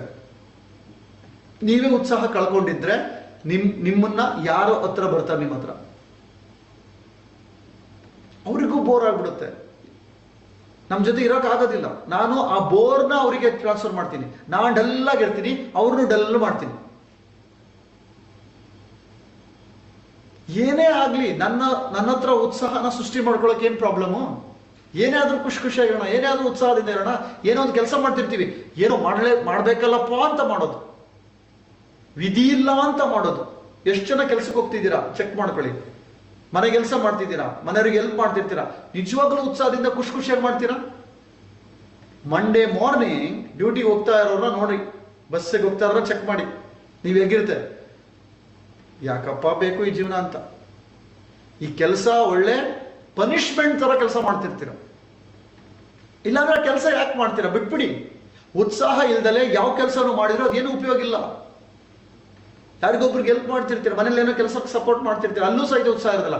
ಮಾಡ್ಬೇಕಲ್ಲ, ನಿರ್ವಾಹ ಇಲ್ಲ, ವಿಧಿ ಇಲ್ಲ ಅಂತ ಮಾಡ್ತಿರ್ತೀವಿ. ಹೊಟ್ಟೆಪಾಡಿಗೋಸ್ಕರ ಮಾಡ್ಬೇಕಲ್ಲಪ್ಪ ಅಂತ ಮಾಡ್ತಿರ್ತೀವಿ. ಬೆಳೆಯಕ್ಕಾಗುತ್ತಾ ಆ ಥರ ಇದ್ರೆ? ಅದೇ ನಿಮ್ಮನ್ನ ಟಯರ್ಡ್ ಮಾಡಾಕ್ಬಿಡುತ್ತೆ. ನೀವು ಒಂದು ಕೆಲಸನ ಬೇಕಾದ್ರೆ ಚೆಕ್ ಮಾಡಿ, ಕಂಪ್ಲೀಟ್ ಏನೇ ಮಾಡಿದ್ರು ಉತ್ಸಾಹದಿಂದ ಮಾಡಿ, ನಿಮಗೆ ಸುಸ್ತಾಗಕ್ಕೆ ಸಾಧ್ಯನೇ ಇಲ್ಲ. ಯಾಕೆ ಸುಸ್ತಾಗ್ತಿದೆ ಗೊತ್ತಾ? ಮನಸ್ಸೊಳಗಡೆ ಉತ್ಸಾಹ ಇಲ್ಲ, ಡಲ್ ಆಗಿ ಬೇಜಾರದಿಂದ ಬೇಜಾರು ಮಾಡ್ಕೊಳ್ಳೋ, ಅಯ್ಯೋ ಮಾಡ್ಬೇಕಲ್ಲ, ಅಯ್ಯೋ ನನ್ನ ಕರ್ಮ, ಅಯ್ಯೋ ನನ್ನ ವಿಧಿ ಅಂತ ಮಾಡ್ತಿದೀವಿ ನಾವು ಕೆಲಸನ. ಅದಕ್ಕೆ ನಿಮಗೆ ಟಯರ್ಡ್ ಆಗ್ತಾ ಇರೋದು. ಮನಸ್ಸಲ್ಲಿ ಟಯರ್ಡ್ ಆಗಿದೆ, ಅದಕ್ಕೆ ನನ್ನ ಬಾಡಿ ಟಯರ್ಡ್ ಆಗ್ತಿದೆ. ಅದೇ ಆ ಉತ್ಸಾಹ ಇದ್ರೆ ನೀವು ಎಂಥ ಕೆಲಸನೇ ಮಾಡಿ ಖುಷಿಯಾಗಿ ಮಾಡ್ತಿರೋದ್ರಿಂದ, ದಟ್ ಇಸ್ ಕಾಲ್ಡ್ ಪ್ಯಾಷನ್ ಅಂತೀವಿ. ಆ ಪ್ಯಾಷನ್ ಇದ್ರೆ ಏನೇ ಮಾಡ್ಬೇಕಾದ್ರೂ ಆ ಪ್ಯಾಷನ್ ಬರುತ್ತೆ. ಆ ಪ್ಯಾಷನ್ ಇಲ್ದೇ ಇರೋದಕ್ಕೆ, ಆ ಉತ್ಸಾಹ ಇಲ್ದೇ ಇರೋದಕ್ಕೆ ನಿಮಗೆ ಟಯರ್ಡ್ ಆಗ್ತಾ ಇರೋದು, ನೀವು ಬರ್ಡಿಗೆ ಹೋಗ್ತಾ ಇರೋದು ಫ್ರೆಂಡ್ಸ್. ಹಾಗಾಗಿ ನೀವು ಯಾವುದೇ ಒಂದು ವಿಷಯದಲ್ಲಿ ಉತ್ಸಾಹನ ಹೆಚ್ಚಿಸ್ಕೊಂಡ್ರೆ, ಆ ಎಕ್ಸಾಕ್ಟ್ಮೆಂಟ್ ಅಲ್ಲಿ ಇದ್ರೆ, ಕೆಲವೊಬ್ರು ಹೇಳ್ತಾರೆ ಇವ್ರಿಗೇನೋ ಹುಚ್ಚಿಡಿದೆ ಅಂತ ಜಾಸ್ತಿ ಆದ್ರೆ, ಯಾರಿಗೆ ಏನ್ ಅನ್ಕೊಳ್ತಾರೋ ಅನ್ಕೊಳ್ಳಿ, ಅದು ಬೇಕಾಗಿಲ್ಲ. ನಾನೀಗಂತೂ ಖುಷಿಯಾಗಿರ್ತೀನ. ಎಲ್ಲದಕ್ಕೂ ಎಕ್ಸೈಟ್ಮೆಂಟ್ ಆದ್ರೆ ಕೆಲವರಿಗೆ ಆಶ್ಚರ್ಯ ಅನ್ಸುತ್ತೆ. ಯಾಕೆಂದ್ರೆ ಅವ್ರಿಗೆ ಸೆಟ್ ಆಗಂಗೆ ಅವರು ಸೆಟ್ ಮಾಡ್ಕೊಂಡ್ಬಿಟ್ಟಿರ್ತಾರೆ. ಬಟ್ ಅಂಥವ್ರಿಗೆ ನಾವು ಯೋಚನೆ ಮಾಡೋದಲ್ಲ, ಅಂಥವ್ರು ಸಹಿತ ಕನ್ವರ್ಟ್ ಮಾಡ್ಬೇಕು ನಾವು. ಆಕ್ಚುಲಿ ಆ ಒಂದು ಶಕ್ತಿ ನಮ್ಮೊಳಗಡೆ ಇದೆ. ಚೆಕ್ ಮಾಡ್ಕೊಳ್ಳಿ, ನಿಮ್ಮಲ್ಲಿ ಎಷ್ಟೆಷ್ಟು ಪರ್ಸೆಂಟೇಜ್ ಇದೆ ಎಕ್ಸೈಟ್ಮೆಂಟ್. ನೀವೇನೇ ನೋಡಿದ್ರು ಎಕ್ಸೈಟ್ಮೆಂಟ್ ಆಗಿ ವಾವ್ ಅಂತೀರಾ, ಏನ್ ನೋಡಿದ್ರು ಸಹಿತ ಏನಿಲ್ಲ ಇದರಲ್ಲಿ, ಏನ್ ಸಾರ ಇಲ್ಲ, ಹಿಂಗೆ ಲೈಫು, ಹಿಂಗೆ ಜೀವನ. ಆ ಜೀವನನ ನೀವು ಹೇಗೆ ನೋಡ್ತೀರೋ ಹಾಗೆ ನಿಮಗೆ ಪ್ರತಿಬಿಂಬ ಆಗುತ್ತೆ ಫ್ರೆಂಡ್ಸ್. ಅದು ನಿಮ್ಮ ಕೈನಲ್ಲಿದೆ, ನೀವು ಹೇಗೆ ಸ್ವೀಕಾರ ಮಾಡಬೇಕು ಅಂತಕ್ಕಂಥದ್ದು. ಮುಂದಿನ ಅಂಶ ನೋಡೋಣ. ಇನ್ನೊಂದು ಬಹಳ ಮುಖ್ಯವಾಗಿರ್ತಕ್ಕಂಥ ಒಂದು ಫಲವತ್ತಾದ ಅಂಶ, ನಂಬಿಕೆ, ಬಿಲೀಫ್. ಇದೆಯಾ ನಂಬಿಕೆ? ಯಾರ ಮೇಲೆ ನಂಬಿಕೆ? ಯಾವುದ್ರ ಮೇಲೆ ನಂಬಿಕೆ? ಅಗೈನ್ ದ ಮೋಸ್ಟ್ ಇಂಪಾರ್ಟೆಂಟ್, ನನ್ನ ಮೇಲೆ ನನಗೆ ನಂಬಿಕೆ. ಯಾವ ಯಾವ ವಿಷಯದಲ್ಲಿ ಇದೆ, ಯಾವ ಯಾವ ವಿಷಯದಲ್ಲಿ ಇಲ್ಲ ಚೆಕ್ ಮಾಡ್ಕೊಳ್ಳಿ. ಎಷ್ಟೋ ವಿಷಯಗಳು ನನ್ನ ಮೇಲೆ ನನ್ನ ನಂಬಿಕೆ ಇಲ್ಲದೆ ಇರೋದ್ರಿಂದ ನಾನು ಆ ಕಾರ್ಯನ ಮಾಡೋಕ್ಕಾಗ್ತಿಲ್ಲ, ಮಾಡಿದ್ರೂ ರಿಸಲ್ಟ್ ಬರ್ತಿಲ್ಲ. ಆ ರಿಸಲ್ಟ್ಸ್ ಬರದೇ ಇದ್ದಾಗ ಮತ್ತೆ ನಾನು ಬರ್ಡಿಗೆ ಹೋಗ್ತಾ ಇದ್ದೀನಿ. ಈ ನಂಬಿಕೆ ಹೆಚ್ಚಾದಷ್ಟು ಹೆಚ್ಚಾದಷ್ಟು ಹೆಚ್ಚಾದಷ್ಟು ನಾನು ಮಾಡ್ತಕ್ಕಂಥ ಕೆಲಸ ಪವರ್ಫುಲ್ ಆಗಿ ರಿಸಲ್ಟ್ಸ್ ಬರುತ್ತೆ. ನೀವೇ ಚೆಕ್ ಮಾಡ್ಕೊಳ್ಳಿ, ನಿಮ್ಮ ಒಳಗಡೆ ಎಷ್ಟು ಪರ್ಸೆಂಟೇಜ್ ನಂಬಿಕೆ ಇದೆ, ಯಾವ ಯಾವ ವಿಷಯದಲ್ಲಿ ನಂಬಿಕೆ ಇದೆ. ಎಲ್ಲ ಡೌಟು, ನನ್ನ ಕೈಲಿ ಆಗಲ್ಲ, ನನ್ನ ಕೈಲಿ ಶಕ್ತಿ ಇಲ್ಲ, ಅವ್ರಿಗಾಗಿಲ್ಲ ಅವ್ರಿಗಾಗಿಲ್ಲ ಅವ್ರಿಗಾಗಿಲ್ಲ, ಹಂಗಾಗಿ ನನಗೂ ಆಗಿಲ್ಲ, ನನ್ನ ಜೀವನ ಚೆನ್ನಾಗಿ ಆಗೋಲ್ಲ, ನಾನೇ ಡಿಕ್ಲೇರ್ ಮಾಡ್ಬಿಡ್ತೀನಿ, ಅನುಮಾನ, ಡೌಟ್, ನಾನೇ ಸೀಲ್ ಹಾಕ್ಬಿಟ್ಟಿದ್ದೀನಿ. ನಾನು ಎಷ್ಟೊಂದು ದಿನ ಟ್ರೈ ಮಾಡಿದೆ, ನನ್ನ ಕೈನಲ್ಲಿ ಇದೆಲ್ಲ ಆಗಲ್ಲ. ನೀವೇ ಡಿಕ್ಲೇರ್ ಮಾಡಿದ್ರೆ ಆಗಲ್ಲ ಅಂತ, ಅದು ಹೆಂಗೆ ಆಗಕ್ಕೆ ಸಾಧ್ಯ? ಅದ್ರ ಬದಲು ನನ್ನ ಕೈನಲ್ಲಿ ಹಾಗೆ ಆಗತ್ತೆ ಅಂತ ನಂಬಿಕೆ ಇಟ್ರೆ. ಇನ್ನೊಂದು ಮೋಸ್ಟ್ ಇಂಪಾರ್ಟೆಂಟ್ ಇಲ್ಲಿ, ಸುಮ್ಮನೆ ನಂಬಕ್ಕೂ ಆಗಲ್ಲ. ಬ್ಲೈಂಡ್ ಬಿಲೀಫ್ ಅಂತೀವಲ್ಲ, ಅದು ಆಗಂಗಿಲ್ಲ.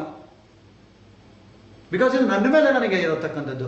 ನನ್ನ ಮೇಲೆ ನಂಬಿಕೆ ಬರಬೇಕು ಅಂದ್ರೆ, ಆ ನಂಬಿಕೆ ಬರೋದಕ್ಕೆ ಬೇಕಾಗಿರತಕ್ಕಂಥ ಎಷ್ಟೋ ಅಂಶಗಳಿದೆ ನಂಬಿಕೆ ಹೆಚ್ಚಿಸ್ಕೊಳ್ಳಿಕ್ಕೆ. ಫಾರ್ ಎಕ್ಸಾಂಪಲ್, ನನಗೆ ಕಾರ್ ಓಡಿಸೋಕೆ ನಂಬಿಕೆ ಇದೆಯಾ? ಕಾರ್ ಓಡಿಸೋದು ನಾನು ಪ್ರಾಕ್ಟೀಸ್ ಮಾಡಿದ್ರೆ ನನಗೆ ನಂಬಿಕೆ ಬರುತ್ತೆ ಅಂತ. ನಾನು ಸರಿಯಾಗಿ ಪ್ರಾಕ್ಟೀಸ್ ಮಾಡಿಲ್ಲ ಅಂದ್ರೆ ನನ್ನ ಮೇಲೆ ನಂಬಿಕೆ ಇರಲ್ಲ. ನಾನೆಲ್ಲರೂ ಹೋಗಿ ಎಟ್ಬಿಡ್ತೀನಿ, ಆಕ್ಸಿಡೆಂಟ್ ಆಗ್ಬಿಡುತ್ತೆ ಅಂತ ಡೌಟಲ್ಲಿ ಇರ್ತೀನಿ. ಕಾನ್ಫಿಡೆಂಟ್ ಇದ್ರೆ, ಪ್ರೆಸೆಂಟ್ ಅಲ್ಲಿ ಇದ್ರೆ, ಎಕ್ಸ್ಪರ್ಟ್ ಆಗಿದ್ರೆ, ಅದರಲ್ಲಿ ಎಂಥ ಸ್ಪೀಡ್ ಹೋದ್ರೂ ಸಹಿತ ನಾನು ಕಂಟ್ರೋಲ್ ಮಾಡಬಲ್ಲೆ ಅನ್ನೋ ನಂಬಿಕೆ ನನಗಿದ್ರೆ ನಾನು ಕಾರ್ನ ಚೆನ್ನಾಗಿ ಓಡಿಸ್ತೀನಿ. ಸುಮ್ಮನೆ ಬ್ಲೈಂಡ್ ನಂಬೋದಿಲ್ಲ. ನಾನು ಕಾರ್ ಓಡಿಸಕ್ ಬರೋದಲ್ಲೇ ನಾನು ಓಡಿಸ್ತೀನಿ ಅನ್ನೋ ನಂಬಿಕೆನಲ್ಲಿ ಓಡಿಸೋದಲ್ಲ ಜೀವನ.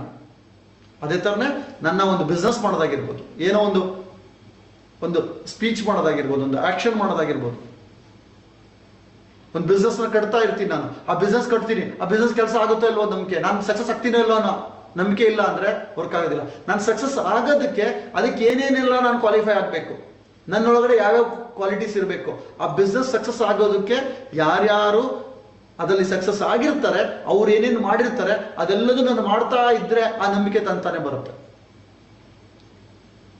ಆ ಪ್ರಾಕ್ಟೀಸ್ ನನ್ನಲ್ಲಿ ಆಗಿದ್ರೆ, ಆ ಜ್ಞಾನ ನನ್ನ ಹತ್ರ ಇದ್ರೆ, ಆ ಸ್ಕಿಲ್ಸ್ ನನಗೆ ಡೆವಲಪ್ ಆಗಿದ್ರೆ ಮಾತ್ರ ಈ ನಂಬಿಕೆ ಬರುತ್ತೆ.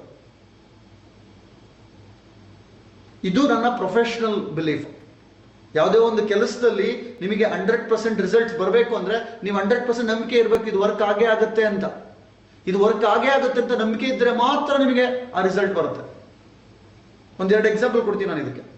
ಒಂದು, ಎಷ್ಟು ಪರ್ಸೆಂಟ್ ನಂಬಿಕೆ ಇರಬೇಕು ಅಂತ. ಕೆಲವೊಬ್ಬರಿಗೆ ಒಂದು ಸ್ವಲ್ಪ ಡೌಟ್ ಇರುತ್ತೆ, ಒಂದು ಸ್ವಲ್ಪ ಡೌಟ್ ನಮ್ಮನ್ನು ಹಾಳು ಮಾಡಿಬಿಡುತ್ತೆ. ತುಂಬಾ ನಂಬಿಕೆ ಇದೆ, ಅದು ಸ್ವಲ್ಪ ಎಲ್ಲೋ ಒಂದು ಕಡೆ ಡೌಟ್ ಇದೆ, ವರ್ಕ್ ಆಗೋದಿಲ್ಲ. ಅದು 100% belief means 100% belief. 95% is not 100%. ಇದಕ್ಕೆ ಒಂದು ಬೆಸ್ಟ್ ಎಕ್ಸಾಂಪಲ್ ನಾನು ಕೊಡ್ತೀನಿ. ಒಂದು ಚರಂಡಿ ಇದೆ ಅನ್ಕೊಳ್ಳೋಣ, ನೀವು ಚರಂಡಿನ ಜಂಪ್ ಮಾಡಬೇಕು. ನೀವು ಚರಂಡಿನ ಜಂಪ್ ಮಾಡಬೇಕು ಅಂದ್ರೆ 100% ಜಂಪ್ ಮಾಡಬೇಕಾ, 95% ಜಂಪ್ ಮಾಡಬೇಕಾ? 100% ಜಂಪ್ ಮಾಡಿದ್ರೆ ಮಾತ್ರ ಚರಂಡಿ ಕ್ರಾಸ್ ಮಾಡ್ತೀರಾ. 95 ಆದ್ರೆ ಮತ್ತು ಸಹಿತ ಇಲ್ಲಿಂದ 95 ಅಂದ್ರೆ ಈ ಕಡೆ ಇನ್ನೊಂದ್ರೆ ಚರಂಡಿ ಒಳಗಡೆ ಬೀಳ್ತೀರಾ. That is not 100%. ಅದೇ ತರನೇ ನಿಮ್ಮ ಲೈಫ್, ನಿಮ್ಮ ಸಕ್ಸಸ್ ಆಗಬೇಕಾಗಿರೋ ಲೈಫ್, ಅದು ಬಿಸ್ನೆಸ್ ಆಗಿರ್ಬೋದು, ಒಂದು ಕೆಲಸ ಸಿಗುತ್ತೆ, ಕೆಲಸ ಸಿಗಬೇಕು ಅಂತ ಆಗಿರ್ಬೋದು, ಸ್ಕೋರ್ ಮಾಡೋದಾಗಿರ್ಬೋದು. ಸ್ಟೂಡೆಂಟ್ಸ್, ನಾನು 100% ಸ್ಕೋರ್ ಆಗೋದಕ್ಕೆ ಓದಬೇಕಾಗಿರೋದ್ರೆ ಓದ್ತೀನಿ. ನಾನು ಓದೋದಕ್ಕೆ ಏನೆಲ್ಲ ಬೇಕೋ ಅದನ್ನ ಆಕ್ಷನ್ ತಗೊಳ್ತೀನಿ. 100% ನಾನು ಚೆನ್ನಾಗಿ ಓದ್ತೀನಿ, ನನಗೆ ನಂಬಿಕೆ ಇದೆ, ನನಗೆ 100% ಮಾರ್ಕ್ಸ್ ಬಂದೇ ಬರುತ್ತೆ.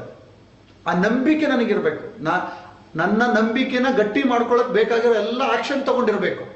ಆ ಆಕ್ಷನ್ ಜೊತೆ ನಂಬಿಕೆ ಇರಬೇಕು, ನಂಬಿಕೆನೂ ಇರಬೇಕು, ಆಕ್ಷನ್ ಮಾಡಬೇಕು. ಅವಾಗ ಮಾತ್ರ ಅದು ನಮಗೆ ರಿಸಲ್ಟ್ ಸಿಗುತ್ತೆ.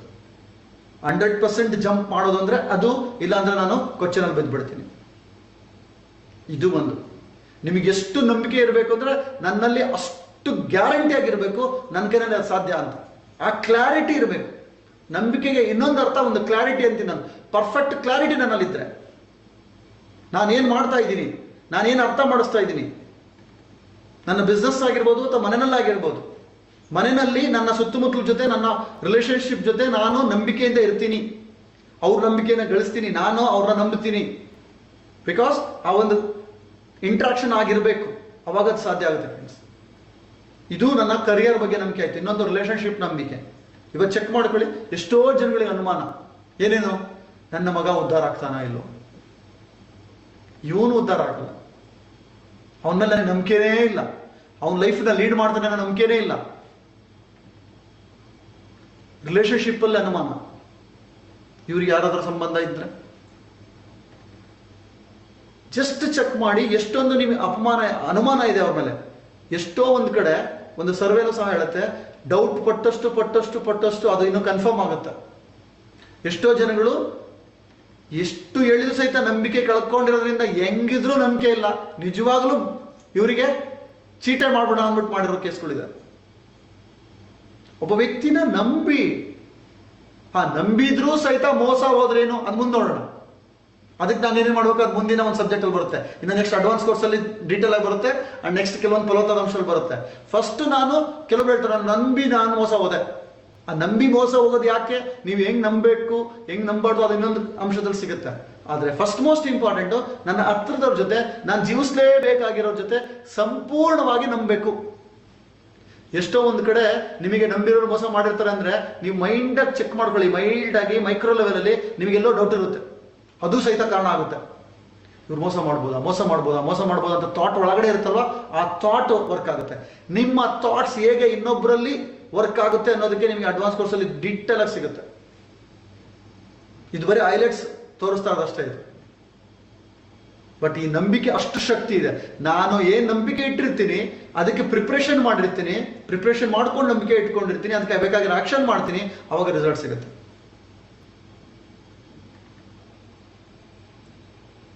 ನೀವು ಚೆಕ್ ಮಾಡ್ಕೊಳ್ಳಿ, ಎಷ್ಟು ಪರ್ಸೆಂಟೇಜ್ ನಿಮ್ಮಲ್ಲಿ ಎಲ್ಲ ವಿಷಯದಲ್ಲೂ ನಂಬಿಕೆ ಇದೆ, ನನ್ನ ಮೇಲೆ, ಇತರರ ಮೇಲೆ. ಈ ನಂಬಿಕೆ ನಿಮ್ಮಲ್ಲಿ ಹೆಚ್ಚಾಗ್ತಾ ಹೋದ್ರೆ ಆಟೋಮೆಟಿಕ್ ಆಗಿ ನಿಮ್ಮಲ್ಲಿ ಒಂದು ಅಗಾಧವಾದ ಶಕ್ತಿ ಬರುತ್ತೆ, ಅಂಡ್ ಯಾವಾಗ್ಲೂ ನೀವು ಫಲವತ್ತಾಗಿರ್ತೀರ ಫ್ರೆಂಡ್ಸ್. ಮುಂದಿನ ಒಂದು ಅಂಶ, ಎಸ್, ಸಮಾಧಾನ, ಶಾಂತಿ, ಪೀಸ್. ಕೆಲವರು ಹೇಳ್ತಾರೆ ಶಾಂತಿನ ಪೀಸ್ ಅಲ್ಲ, ಪೀಸ್ ಆಗ್ಬಿಟ್ಟಿದೆ ಅಂತ. ನಮ್ಮ ಲೈಫಲ್ಲಿ ಇದು ಹೈಯೆಸ್ಟ್ ಮಿಸ್ಸಿಂಗ್ ಆಗಿರ್ತಕ್ಕಂಥದ್ದು. ಶಾಂತಿ ಕದರಿಡು ಬಿಟ್ಟಿದೆ. ಆ ಶಾಂತಿಯ ಜೀವನ ನಮ್ಮ ಕೈಯಲ್ಲಿ ಮಾಡೋಕ್ಕಾಗ್ತಿಲ್ಲ. ಫಸ್ಟ್ ನಾನು ಡಿಸೈಡ್ ಮಾಡಬೇಕಾಗಿರೋದು, ಈ ಒಂದು ಸಮಾಧಾನದಲ್ಲಿ ಇರ್ತೀನಿ, ನಾನು ಶಾಂತಿಯಿಂದ ಇರ್ತೀನಿ ಅನ್ನೋ ನಿರ್ಧಾರ ಮಾಡಿದ್ದೀನ. ಏನೇ ಒಂದು ಲೈಫಲ್ಲಿ ಬಂದರೂ ನಾನು ಸಮಾಧಾನದಿಂದ ವ್ಯವಹರಿಸ್ತೀನಿ, ಶಾಂತಿಯಿಂದ ನನ್ನ ಒಂದು ಟ್ರಾನ್ಸಾಕ್ಷನ್ ಮಾಡ್ತೀನಿ. ಆದ್ರೆ ನಮಗೆ ಇದನ್ನ ಟ್ರೈನ್ ಅಪ್ ಆಗಿಲ್ಲ. ನಾವು ಸಡನ್ ಆಗಿ ಏನೇ ಬಂದ್ರೆ ಪಟಕ್ಕಂತ ರಿಯಾಕ್ಟ್ ಮಾಡೋದೇನೆ. ಇಮ್ಮಿಡಿಯೇಟ್ಲಿ ಶಾಂತಿನ ಕೆಡಿಸ್ಕೊಳ್ಳೋದೆ, ಇಮಿಡಿಯೇಟ್ಲಿ ಕೋಪ ಬರ್ಸ್ಕೊಳ್ಳೋದೆ, ಇಮಿಡಿಯೇಟ್ಲಿ ರಿಯಾಕ್ಟ್ ಮಾಡೋದು, ಇಮಿಡಿಯೇಟ್ಲಿ ಮನಸ್ಸಿಗೆ ಬಂದು ಹೇಳ್ಬಿಡೋದು ಟಕ್ಕಂತ. ಒಂದು ನನ್ನ ಮನಸ್ಸಿನ ಶಾಂತಿ ಹಾಳಾಗುತ್ತೆ, ಸುತ್ತಮುತ್ತಲಿರ್ತಕ್ಕಂಥ ಮನಃಶಾಂತಿನೂ ಹಾಳಾಗ್ತಿದೆ. Yes or no? ಈ ಒಂದು ಮನಃಶಾಂತಿ ಹಾಳಾಗ್ತಿರೋದ್ರಿಂದ, ಸಮಾಧಾನ ಇಲ್ಲದೇ ಇರೋದ್ರಿಂದ ನನಗೆ ಬರಡಾಂಶಗಳು ಜಾಸ್ತಿ ಆಗ್ತಿದೆ. ನನ್ನ ಮನಸ್ಸು ಹೇಗೆ ಕೂಲ್ ಆಗಿರಕ್ಕೆ ಸಾಧ್ಯ? ನನ್ನ ಪೀಸು ಇವತ್ತು ಪೀಸ್ ಆಗಿರೋದ್ರಿಂದ ನಾನು ಇವತ್ತು ಖುಷಿಯಾಗಿರಕ್ಕಾಗ್ತಿಲ್ಲ. ಫಸ್ಟ್ ನಾನು ಡಿಸೈಡ್ ಮಾಡ್ಬೇಕು, ಅದು ಏನೇ ಆಗಲಿ, ಯಾರು ಹೇಗೆ ಬಿಹೇವ್ ಮಾಡಿದ್ರು ನಾನು ಫಸ್ಟು ಶಾಂತಿಯಿಂದ ಇರ್ತೀನಿ, ನಾನು ಸಮಾಧಾನದಿಂದ ವ್ಯವಹರಿಸ್ತೀನಿ. ಯಾರಾದ್ರೂ ಏನಾದ್ರು ಹೇಳಿದ್ರೆ ಫಸ್ಟ್ ಸಮಾಧಾನದಲ್ಲಿ ಕೇಳಿಸ್ಕೊಳ್ತೀನಿ, ಸಮಾಧಾನದಿಂದ ಹೇಳ್ತೀನಿ, ಕೆಲಸ ಮಾಡ್ಬೇಕಾದ್ರೆ ಸಮಾಧಾನದಲ್ಲಿ ಇರ್ತೀನಿ. ಈ ನಿರ್ಧಾರ ಮಾಡಿದ್ದೀನಿ ನಾನು. ಫಸ್ಟ್ ನಾನು ನಿರ್ಧಾರ ಮಾಡ್ಬೇಕು. ಫಸ್ಟ್ ಆ ನಿರ್ಧಾರ ಸ್ಟ್ರಾಂಗ್ ಆಗಿ ನಾನು ಮಾಡಿದ್ರೆ ಅವಾಗ ನಾನು ಶಾಂತಿಯಿಂದ ಇರ್ತೀನಿ. ಇವತ್ತು ಎಷ್ಟು ಜನ ಹೇಳ್ತಿರ್ತಾರೆ ಮನೆಯಲ್ಲಿ, ಓಂ ಶಾಂತಿಗೆ ಹೋಗ್ತಾರೆ, ಇವ್ರಿಗೆ ಶಾಂತಿನೇ ಇಲ್ಲ ಅಂತ. ಇವತ್ತು ಓಂ ಶಾಂತಿನಲ್ಲಿ ಸಾಕಷ್ಟು ಶಾಂತಿಯಾಗಿರೋದಕ್ಕೆ ಹೇಳ್ಕೊಡ್ತಾ ಇರೋದು. ಬಟ್ ಆ ಒಂದು ಅಳವಡಿಕೆ ಆಗ್ಲಿಲ್ಲ ಅಂದ್ರೆ ನಾನು ಹೇಗೆ ಶಾಂತವಾಗಿರಕ್ಕೆ ಸಾಧ್ಯ? ಎಲ್ಲಾ ವಿಷಯದಲ್ಲೂ ನನಗೆ ಶಾಂತಿಯಾಗಿರೋದೇ ನನ್ನ ಮುಖ್ಯ. ನನ್ನ ಒಂದು ಆತ್ಮ ಶಾಂತವಾಗಿರ್ಬೇಕು ಅನ್ನೋ ಫೀಲಿಂಗ್ ನನಗಿಲ್ಲ. ಫಸ್ಟ್ ನಾನು ಸ್ಟ್ರಾಂಗ್ ಡಿಸಿಷನ್ ನಾನು ಮಾಡಿಲ್ಲ. ಎಂಥದೇ ಪರಿಸ್ಥಿತಿ ಬಂದರೂ ನಾನು ಸಮಾಧಾನದಿಂದ ಇರ್ತೀನಿ ಅನ್ನೋ ಸ್ಟ್ರಾಂಗ್ ಡಿಸೈಡ್ ಮಾಡಿದ್ರೆ, ಅದನ್ನೇ ನಾನು ರೀಕಾಲ್ ಮಾಡ್ಕೊಳ್ತಿದ್ರೆ, ಅದನ್ನೇ ವಿಜುವಲೈಸ್ ಮಾಡ್ತಾ ಇದ್ರೆ, ಅವಾಗ ನನಗೆ ನನ್ನ ಪರಿಸ್ಥಿತಿ ಹೆಂಗೆ ಇದ್ರೂ ಸಹಿತ ನಾನು ಶಾಂತವಾಗಿರೋದಕ್ಕೆ ನನಗೆ ಹೆಲ್ಪ್ ಆಗುತ್ತೆ. ಹಾಗಾಗಿ ಇದು ವೆರಿ ವೆರಿ ಇಂಪಾರ್ಟೆಂಟ್. ಇದನ್ನ ಪರ್ಸೆಂಟೇಜ್ ಚೆಕ್ ಮಾಡ್ಕೊಳ್ಳಿ. ನಿಮ್ಮಲ್ಲಿ ಸಮಾಧಾನ ಮತ್ತೆ ಶಾಂತಿಯಾಗಿರ್ತಕ್ಕಂಥ ಪರ್ಸೆಂಟೇಜ್ ಎಷ್ಟಿದೆ? 100 ಕಡೆ ಇದೆಯಾ, ಅದು 0 ಕಡೆ ಇದೆಯಾ ಅಂತ. ಇದು ಒಂದು ಅಂಶ. ಮುಂದಿನ ಅಂಶ ನೋಡೋಣ. Yes, very very very very powerful, the most important friends. ನಾನು ಹೇಳ್ತಾ ಇದ್ದೆ ಕೆಲವೊಂದು ಫಲವತ್ತಾದ ಅಂಶಗಳು ತುಂಬಾನೇ ಇಂಪಾರ್ಟೆಂಟ್, ಅದನ್ನ ನಾನು ಎಕ್ಸ್ಟ್ರಾ ಫೋಕಸ್ ಮಾಡ್ತಿದ್ದೀನಿ ಅಂತ. ಅದರಲ್ಲಿ ಇದು ಒಂದು ಕೃತಜ್ಞತೆ, ಗ್ರಾಟಿಟ್ಯೂಡ್. ಫ್ರೆಂಡ್ಸ್, ಚೆಕ್ ಮಾಡ್ಕೊಳ್ಳಿ, ಈ ಗ್ರಾಟಿಟ್ಯೂಡ್ ಅನ್ನೋ ಅಂಶ ಎಷ್ಟು ಪರ್ಸೆಂಟೇಜ್ ಇದೆ ನಮ್ಮ ಹತ್ರ. ಇದನ್ನ ಕೇಳಿದೀವಿ ನಾವು. ಗ್ರಾಟಿಟ್ಯೂಡ್ ಅಂದ್ರೆ ಬರೀ ಬಾಯಿನಲ್ಲಿ ಥ್ಯಾಂಕ್ಸ್ ಹೇಳೋದಲ್ಲ ಫ್ರೆಂಡ್ಸ್. ಗ್ರಾಟಿಟ್ಯೂಡ್ ಅಂದ್ರೆ ಇದು ಒಂದು ಫೀಲಿಂಗ್, ಇದೊಂದು ಭಾವನೆ. ಎಷ್ಟು ಪರ್ಸೆಂಟೇಜ್ ಇದೆ? ಯಾರ್ಯಾರ ಮೇಲಿದೆ? ಯಾವುದ್ರದ್ದು ಮೇಲಿದೆ? ಗ್ರಾಟಿಟ್ಯೂಡ್ ಇದೆಯಾ? ಕೃತಜ್ಞತೆ ಇದೆಯಾ?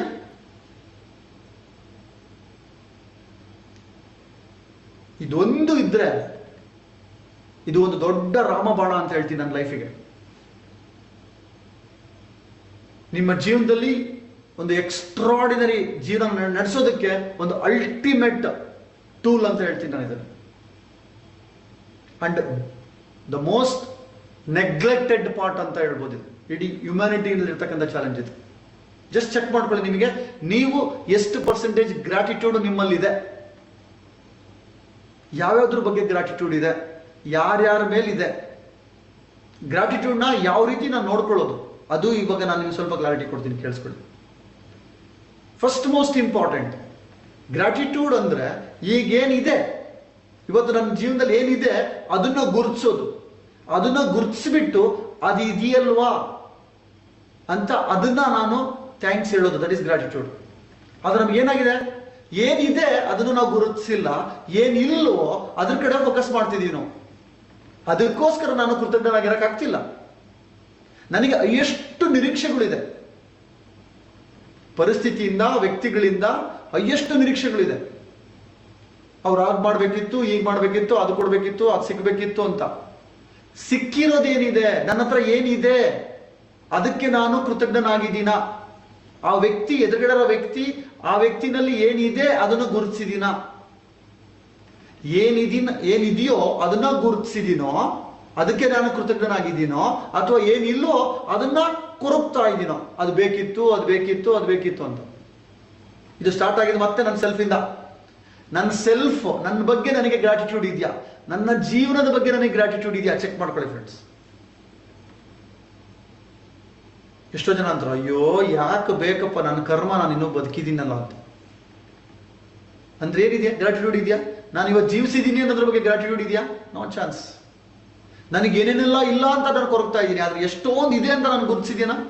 The first most important, all the body parts, ಎಲ್ಲ ಬಾಡಿ ಪಾರ್ಟ್ಸ್ ವರ್ಕ್ ಆಗ್ತಿದೆ, ಇದೇ ಫಸ್ಟ್ ಆಫ್ ಆಲ್. ಅದಕ್ಕೆ ನಾನು ಕೃತಜ್ಞನಾಗಿದ್ದೀನ? ಎಷ್ಟೋ ಜನ ನಾವು ನತದೃಷ್ಟಿದ್ದಾರೆ ಇವತ್ತು, ಎಷ್ಟೊಂದು ಬಾಡಿ ಪಾರ್ಟ್ಸ್ಗಳು ಕಳ್ಕೊಂಡಿದ್ದಾರೆ ಇವತ್ತು. ಕಣ್ಣಿಲ್ದಲ್ಲೇ ಇರ್ತಕ್ಕಂಥವ್ರು, ಕಿವಿಲ್ದಲ್ಲೇ ಇರ್ತಕ್ಕಂಥದ್ದು, ಮಾತಾಡಕ್ ಬರದಲ್ಲೇ ಇರ್ತಕ್ಕಂಥದ್ದು, ಕೈಕಾಲಿಲ್ದಲ್ಲೇ ಇರ್ತಕ್ಕಂಥವ್ರು ಎಷ್ಟೊಂದು ಜನ ಇದ್ದಾರೆ. ಪ್ರತಿ ಕ್ಷಣ ಆ ರೀತಿ ನಾನು ನೋಡ್ತಿದ್ದೀನ? ನನಗಿವೆಲ್ಲ ಇದೆ, ಎಸ್ ಆರ್ ನೋ? ಇದನ್ನ ನೋಡಿದಾಗ ನಮಗೇನ್ ಅನ್ಸುತ್ತೆ? ನಾವೇನ್ ಮಾಡ್ತಿದ್ದೀವಿ ಗೊತ್ತಾ? ನನ್ನ ಹತ್ರ ಏನಿದೆ ಅದನ್ನ ನಾನು ನೋಡ್ತಾ ಇಲ್ಲ, ನನ್ನ ಹತ್ರ ಏನಿಲ್ಲೋ ಅದನ್ನ ನೋಡಿ ನೋಡಿ ನೋಡಿ ನೋಡಿ ಅದ್ರ ಬಗ್ಗೆ ನಾನು ಅಸಮಾಧಾನ ಪಟ್ಕೊಂಡು ನನ್ನಲ್ಲಿ ಕೃತಜ್ಞತೆ ಮಿಸ್ ಮಾಡ್ಕೊಳ್ತಾ ಇದ್ದೀನಿ. ನನಗಿನ ಅದೃಷ್ಟವಂತರನ್ನ ನೋಡ್ತಾ ಇದ್ದೀನಿ, ಅಯ್ಯೋ ಆ ಅದೃಷ್ಟವಂತ ನನಗಿಲ್ಲ ಅಂತ. ಆದ್ರೆ ನನಗಿನ ನತದೃಷ್ಟವಂತರು ಎಷ್ಟೊಂದು ಜನ ಇದ್ದಾರೆ, ಅವ್ರನ್ನ ನೋಡ್ತಿದ್ದೀನ ನಾನು? ಜಸ್ಟ್ ಚೆಕ್ ಮಾಡ್ಕೊಳ್ಳಿ. ಇವತ್ತು ನೀವು 3 ಹೊತ್ತು ಊಟ ಮಾಡ್ತಿದ್ದೀರಾ, ಎಸ್ ಆರ್ ನೋ? ಎಷ್ಟೋ ಜನಗಳಿಗೆ ಇವತ್ತು 3 ಹೊತ್ತು ಊಟ ಇಲ್ಲ. ನಿಮ್ಮ ಲೈಫಲ್ಲಿ ಏನೇನೆಲ್ಲ ಇದೆ ನೀವು ಚೆಕ್ ಮಾಡ್ಕೊಳ್ಳಿ. ಎಷ್ಟೊಂದು ಅಂಶಗಳಿದೆ ಇಡೀ ಪ್ರಪಂಚದಲ್ಲಿ, ಎಷ್ಟೋ ಜನಗಳಿಗೆ ಇಲ್ದಲೇ ಇರೋದು, ಎಷ್ಟೋ ಜನಗಳಿಗೆ ಇಲ್ದಲೇ ಇರೋದು ನಿಮ್ಮ ಹತ್ರ ಇದೆ. ಅದನ್ನ ಹುಡುಕಿ ಹುಡುಕಿ ಗುರುತಿಸಿ ಅದು ಸಿಗುತ್ತೆ. ಆದ್ರೆ ನಾವೇನ್ ಮಾಡ್ತಾ ಇದೀವಿ?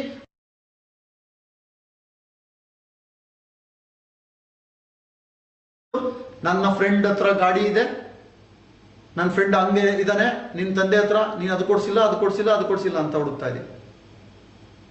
ಅದಕ್ಕಿನ್ನ ದುರದೃಷ್ಟವಂತರು ಎಷ್ಟೊಂದು ಜನ ತಂದೆ ತಾಯಿಗಳೇ ಇಲ್ಲ, ಆ ತರ ಜೀವಿಸ್ತಾ ಇದ್ದಾರೆ. ಎಷ್ಟೋ ಜನ ಅನಾಥರಿದ್ದಾರೆ, ನನಗೆ ತಂದೆ ತಾಯಿ ಇದ್ದಾರೆ ಅಂತ ನಾನು ಗುರುತಿಸ್ತಾ ಇಲ್ಲ.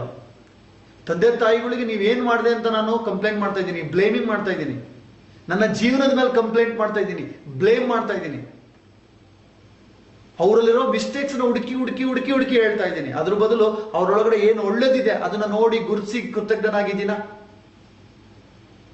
ಅವ್ರ ಹತ್ರ ಏನಿದೆ ಅದೂ ಒಂದು ಪಕ್ಷ ಇಲ್ಲದೆ ಇದ್ದಿದ್ರೆ ಅಂತ ನಾನು ಗುರುತಿಸ್ತಾ ಇದ್ದೀನ? That is gratitude. ಆ ವ್ಯಕ್ತಿನಲ್ಲಿ ಏನ್ ಬೆಸ್ಟ್ ಇದೆ ಅದನ್ನ ನೋಡಿ, ಅದಕ್ಕೆ ಫೋಕಸ್ ಮಾಡಿ, ಅದು ಕಾಣುತ್ತೆ. ಆದ್ರೆ ಏನ್ ಮಾಡ್ತೀವಿ ನಾವು? ಬೆಸ್ಟ್ ಇರೋದನ್ನ ನೋಡ್ತಾ ಇಲ್ಲ, ಏನು ವರ್ಸ್ಟ್ ಇದೆ ಅದಕ್ಕೆ ನಾವು ಫೋಕಸ್ ಮಾಡ್ತಾ ಇದೀವಿ. ಒಂದು ಬೂತ್ ಕನ್ನಡಿ ಇದೆ, ಆ ಬೂತ್ ಕನ್ನಡಿನ ಹಿಡಿದ್ರೆ ಅದು ದೊಡ್ಡದಾಗುತ್ತೆ. ಯಾವ್ದಕ್ಕೆ ಹಿಡಿತಿದ್ದೀರಾ ನೀವು? ಒಂದು ವ್ಯಕ್ತಿನಲ್ಲಿ ಇರ್ಬೋದು, ಒಂದು ಪರಿಸ್ಥಿತಿನಲ್ಲಿ ಇರ್ಬೋದು, ನೀವೇನಕ್ಕೆ ಫೋಕಸ್ ಮಾಡ್ತೀರೋ ಅದು ಕಾಣುತ್ತೆ ನಿಮಗೆ, ಎಸ್ ಆರ್ ನೋ? ಒಂದೇ ಒಂದು ಡೆಮೋ, ಸ್ಮಾಲ್ ಡೆಮೋ. ಜಸ್ಟ್ ಎಲ್ಲರೂ ಸಹಿತ ಕೈ ಹಿಂಗೆ ಹಿಡ್ಕೊಳ್ಳಿ, ಒಂದ್ ಕಣ್ಣು ಮುಚ್ಕೊಳ್ಳಿ, ನಿಮ್ಮ ಬೆರಳನ್ನ ದೂರ ಇಡಿ, ಆಮೇಲೆ ಹತ್ರ ತಗೊಂಬನ್ನಿ, ಬೆರಳನ್ನ ಅಷ್ಟೇ ನೋಡಿ, ಇನ್ನ ಹತ್ರ ತಗೊಂಬನ್ನಿ, ಇನ್ನ ಹತ್ರ ತಗೊಂಬನ್ನಿ, ಫುಲ್ ಹತ್ರ ತಗೊಂಬನ್ನಿ, ಫುಲ್ ಬನ್ನಿ. ಏನಾಯ್ತು?